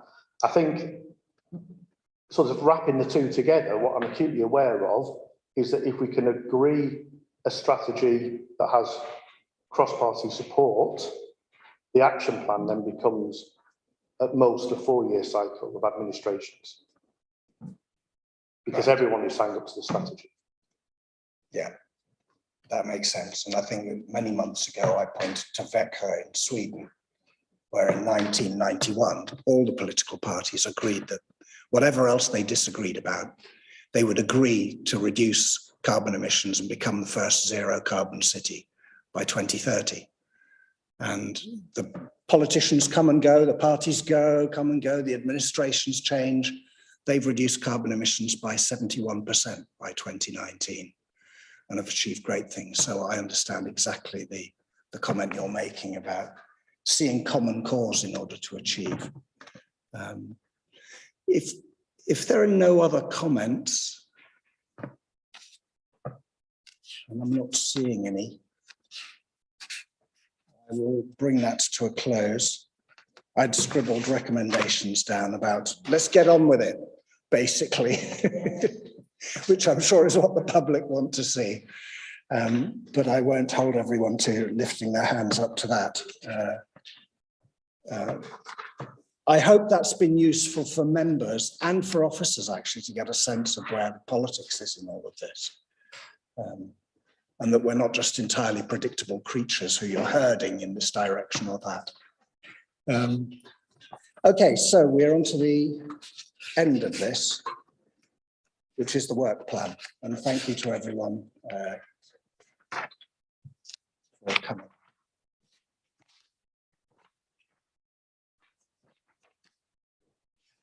So just to note the addition of Bio Yorkshire and where Yes. you might want to feed that into, or whether we hold that over for another year. This is what Erin. The Bio Yorkshire is the economic ecosystem that the university and partners are leading on, that basically creates a circular ecosystem around using agricultural waste to create new products, essentially. Well, I don't know what others think. I certainly think it's something that would be useful to know about, but yes, Councillor Barrett. Could I suggest we maybe look at it in December? I think the September meeting will probably have quite a lot to discuss, sort of post-climate strategy consultation. Whereas actually, if we've got enough time, it gives them plenty of notice to get reports to us as well, doesn't it? Yeah, sure. That makes a lot of sense. I'm not seeing any contrary views. So yes, if we could do that, Claire. Yeah, that's fine. And if we've got a note here that we were going to circulate the information that Erin was talking about.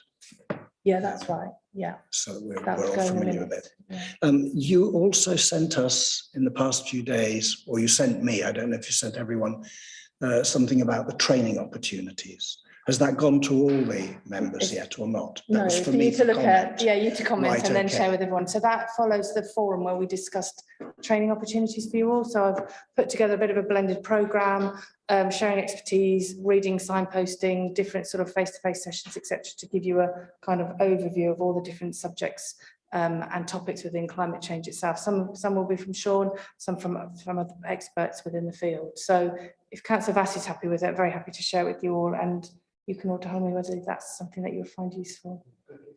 And we previously said all councillors should have access to it. So Councillor Melly, you're welcome to participate in it. Yes, Ron.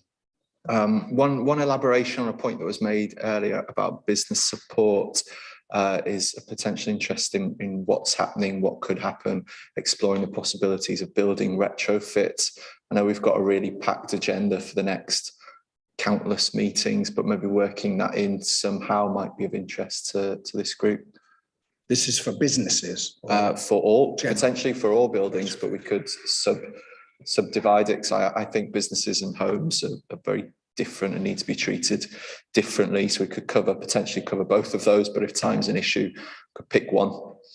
I don't know if it would be of value to other members, and I'm happy to hear what they think, but I often think that we spend so much time with words and bits of paper, we don't actually get a coherent sense of the realities we're talking about sometimes. And so, you know, I'm well aware that I think are there 2 councillors in the council who've got electric vehicles? You know, how many councillors have got solar panels? All these things, how many people have retrofitted? I know Councillor de Gorn and Denise Craghill are currently going through a retrofit of their building. And I think what you're describing there, Sean, to me, makes me think, could what you've just proposed be presented in the context of a visit to somewhere where there's been a retrofit, so that we can see the stuff of what's been done? We could do a field trip. Yeah, I think that's possible. Yes, Councillor Melly. So I just wanted to note that not all councillors own property. And of course, that's true as well. And that's a perfectly reasonable comment. Yes. So, well, if that could be looked at? And could that maybe be a meeting that happens not on the formal few Yeah, well, slots we've got, but maybe, it'll have to be a forum. We I won't be mean, able to a do that forum. webcast, I don't think. yeah, Yeah. okay. Good, thank you. I think that's everything, unless anyone else has got anything to say. Put the microphone on. I would certainly welcome any focus on buildings, given that that is the single most important thing we look at. Thank you. Well, thank you to you all for your participation again. And I hope that it will contribute purposefully. Thank you. That's it.